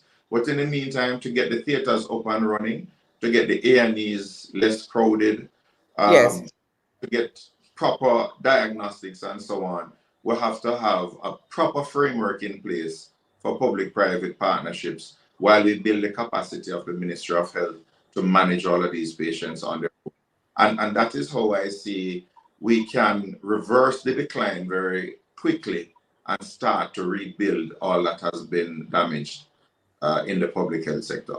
Awesome. Producer, can you play the last video that I sent you, please? I wanted to play that video that I sent you. I want you guys to hear Dr. Tufton response. Listen to this. For example, institutions talking with each other. There is always a reluctance for one hospital to transfer a patient to the next hospital because the clinical team here feel, I don't know, inadequate if they do that. I don't know what the reasons are. In this case, it's a simple case of having a proper dialogue between in the case of the university, the sister or hospital up the road, with Bustamante, which happens all the time. Whenever we have overflow during our peak season, we transfer patients up there. The under 12s, of course. We remove the fees. We have a case like this. It's for the team to sit down and say, okay, since you said this surgery might last 8 hours and the AC may not provide the full support as it is doing for those that go 2 and 3 hours because they're doing surgery there now as we speak, why don't we engage UE and see whether or not we can make this happen? Doctor, does you want to respond to that? Well, the minister said he never said anything untoward against the doctors. He doesn't understand why the doctors are upset. I am not a doctor at Bustamante. I used to work at different hospitals where I had to transfer patients. And when I can't transfer a patient, it is often because there's no ICU space or there's no better treatment. And we just have to try and make do with what we have at our hospital where we can transfer. It's never about the ego to say that if I transfer the patient is because I feel inadequate and I can't be. We understand resources and resource management. And sometimes I've said this to patients, I can do your surgery and do an excellent job, but there's no support afterwards. There's no blood, there's no ICU, there's no ventilator. So I'm going to do a good job, pat myself on the back, and then watch you die over the next 24 hours. No, you have to move on to another facility. So this idea where doctors not transferring patients is a result of them being egotistic and don't want to feel inadequate. That is very, you will understand why every doctor right now is upset about that statement. Wow. So I now see why Dr. Blake is so upset. That was the statement that triggered Dr. Blake. Am I correct, Dr. Blake? Yes, you are most correct, Andre. And Minister Tufton needs to retract that statement. You know, he can't pretend like he didn't say it because it's there. And that was a direct insult at not just me and my colleague, but at all doctors. Because if he cannot understand why doctors would be upset at that, I don't think he understands the ministry that he's leading. It's a sensitive matter indeed. It's a very sensitive matter. Very, very. So that is what I was wondering, why did doctors become that triggered? It's disrespectful. It's very disrespectful. So, Dr. Dawes, I gather then that you would have gotten many calls from members within your profession. I've had many calls, you know, a lot from doctors. But, you know, the other statement that was made that triggered a lot of calls was that it's not a... It's not a what? Money problem. That money is no object. And it is what is happening in the Ministry of Health and in facilities. It is not a money issue because there is money. No, that statement has gone out to the ether. And I have had so many suppliers calling me to say, why is it if it is not a money problem? They can't be paid. Get paid. Oh, interesting. They're running a center and the government owes them $21 million. And right now, they have to be treating the patients for free.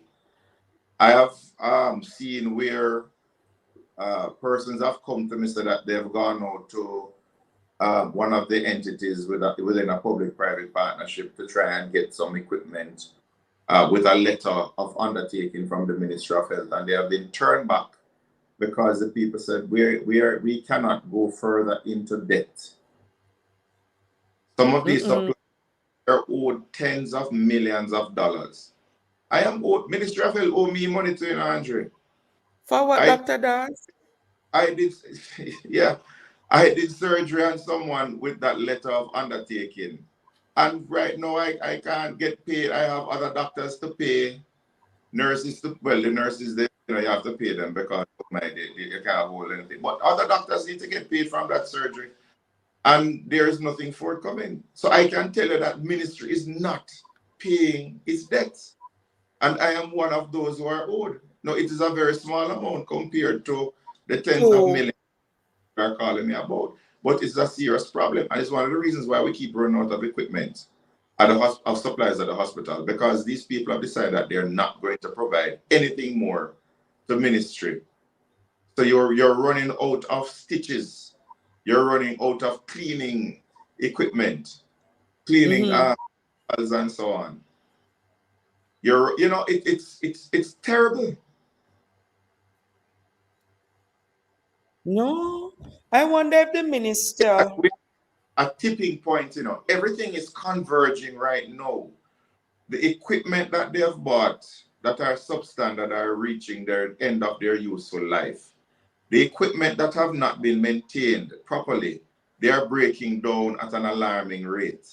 The suppliers are withholding supplies to the Ministry of Health because they're not getting paid. The doctors are restive, and I've never seen this in my life. I don't know if Dr. Blake has seen it, where doctors and administrators are on the same side. Advocating for a better healthcare system is usually doctors pitting against administrators. So you're seeing the convergence of a lot of factors now that if we don't have a drastic change, very soon you're going to have hospitals, similar we saw it one time happening where we couldn't take any transfers. You're going to have hospitals, operating theaters shutting down one by one, radiology departments shutting down, emergency departments overflowing, and the health system grinding to a halt if there's not serious intervention right now, rather than witch hunting of whistleblowers and this PR campaign aimed at making it seem like everything is all well. Wow. It's a lot of work to be done in the Ministry of Health right now. So Dr. Dawes, with all of them bangarang here, Dr. Blake retire, you can take up all of this figure fix it? Tell Mark and Dayton to give me a better ministry. Tell Mark and no, but you're the health practitioner. Why would you want how are you going to fix all of this crisis? Like I said, it has to be a team, and it has to be the people on the ground experiencing it who have to make their contributions towards the solutions. It can't be somebody deciding that this is how we're going to do it. We're going to refurbish a waiting room and come in with a camera crew, and then you sit and wait for 2 days on a chair waiting for a bed in that refurbished waiting room. Wow. I don't think we can take any more tonight. This is too much, Jamaica. So, Dr. Blake, my final question to you. You're frustrated, you're fed up. But how do you feel knowing that your patients have to go back home without surgeries unfulfilled? That it's a situation I face every week, Andre. We bring them in on Monday and we go through the list. I mean, each list we have about 10 patients. And like I said, over the last 2 months, we have been having to turn back 4 and 5 of them or more because there's just we don't have the facilities to operate on them. And it does not do these little children any good because some of these operations are also time-sensitive operations. The longer the wait, the more difficult it becomes. The longer the wait, the poorer the results. Oh, And there are optimum time to do some operations. So every week? Yeah, every week that happens. And I mean, it's difficult because as part of my leaving the institution, it's that I am teaching the younger surgeons some of the skills that are unique to me. And I'm bringing in cases so that they can see the things being done and that they can do them themselves, and I will correct them and say, no, do this. When I do this, I find it easier than what is stated in the books. I'm trying to pass on some of the skills. The knowledge. And some of the knowledge I've gained over the years. And a lot of that is being hampered by the fact that I can't get into theater. Because over the last few weeks, months, I've been bringing in hand surgery cases because I'm the closest thing to a hand surgeon that's in Jamaica. And my 2 young doctors who went overseas, I mean, they are very highly skilled, highly motivated, but I can't polish them up on doing the hand surgery because the cases are being cancelled because some of these cases take a long time. So when that hand surgery is cancelled, that child don't have a deformity? Yeah, they have deformities. And they are going to continue with the deformities. And that is part of the difficulty for me. Wow, Dr. Blake. So the children are in pain. The children lived with deformities and no response for many of these children. Yeah. Wow. Dr. Blake, thank you for sharing your honest and truthful situation of what is happening at Bustamante. Okay, Andrew, and thanks for giving me the platform to speak.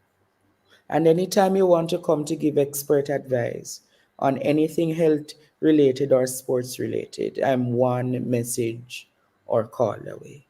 Thank you for joining us. Thank you very much. Dr. Dawes, do you have any final words tonight? No, I must also thank you for giving Dr. Blake platform to speak. Because a lot of times when I speak, people are simply looking at political lenses. So I was quite happy when Dr. Brady, the doctor who traveled for the mission, spoke in his American accent,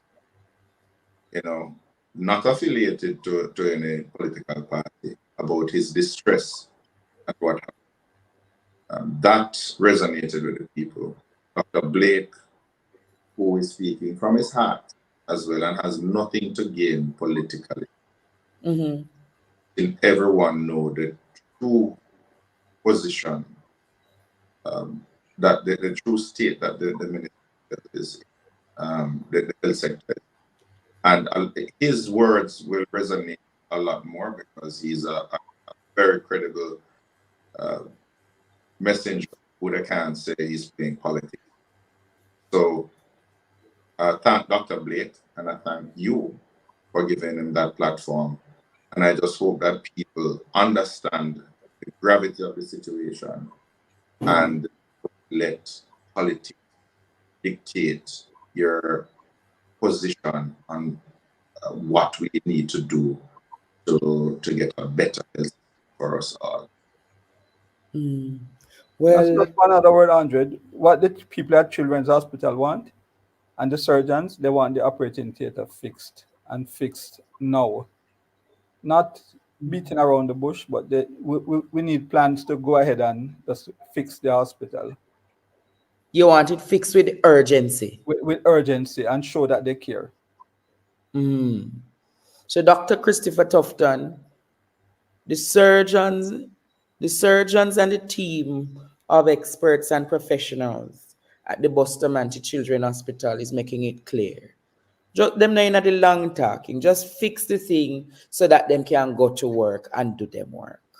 All right, Jamaica, but that's where we have it tonight. Producer, do you have that video with the Dr. Brady from overseas? Can we end with that video tonight? 11-year-old Ajani Parchment will have to bear the discomfort of her scoliosis a while longer before she's able to live a normal childhood. Her surgery was postponed at the Bustamante Hospital for Children because the operating theatre is not up to standard. It doesn't have a functioning AC unit, making it too hot for surgeries. But during a press briefing Thursday morning, Health Minister Dr. Christopher Tufton says the procedure can be facilitated elsewhere. The University Hospital of the West Indies has consented, based on discussions, and with the lead clinician there, Dr. Carl Bruce, having consulted with his team at Hewitt to make an operating theatre available. The issue is the doctors who are part of a mission from the United States leave the island in 24 hours. Fighting back the tears is Dr. Robert Bradley, who heads the team. Sadly, he says it's too late. They want to make accommodations, make the decision today to do it tomorrow. That's not right. It's not right for the patients. The health minister declared that Ajani will do her surgery. He wasn't able to say when. It's what worries Ajani's mom. Dr. Bradley and his team performs the surgeries for free. He revealed that the team usually does between 12 and 16 corrective surgeries during their visits. This time, they were only able to do 5. In regards to my daughter's surgery, I still don't have any clue whether it's going to be done or not. A visibly upset Dr. Tufton describes it as a perennial problem. The multi-million-dollar high-functioning operating theaters are seemingly not functioning. I have asked for a draft terms of reference to engage a private entity to coordinate the overall maintenance of the plant of a health facility. CEO of the hospital, Anthony Wood. We have 5 operating theaters. Of the 5, 2 are presently, 3 works, but 1 of them have high condensation taking place right now. 2 actually not functional. 1 has been out for how long? Many years. And that's the other thing. Dr. Tufton explained that a company was contracted to repair the AC in April Another company has since been brought in, but the problem remains. The company that supplies the service has been at it for 5 months without resolution. And then we engage another one who said they can fix it, and in fairness were prompt to assess, but now has bureaucratic hurdles based on their own internal arrangements. And now we're stalled again for 6 more weeks. TVJ News observed the leadership of the Southeast Regional Health Authority speaking with the senior doctors about the issues they're experiencing. We understand that surgeries like angionaes that require more than 4 hours pose significant risk for infection. The hospital, however, says it reviews and provides treatment on a case-by-case basis. Jamila Maitland, TVJ News.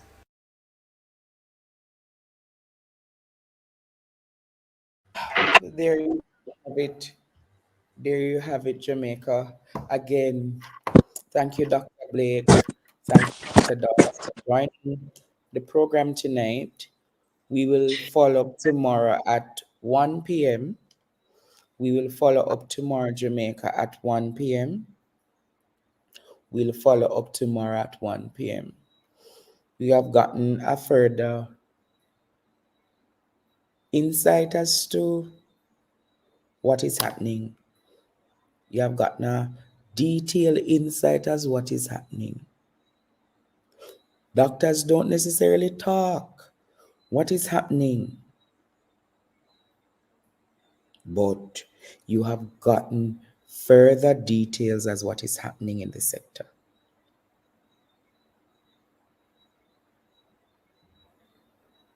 But there is where we leave it tonight, Jamaica. Thanks for all who came and all who participated. Yeah, man. So we will catch up tomorrow at 1 p.m. My name is Andre Stevens, and this was the Andre Stevens Show. Good night, stay blessed, and remember, when they go low, we keep high. Bye-bye now, Jamaica.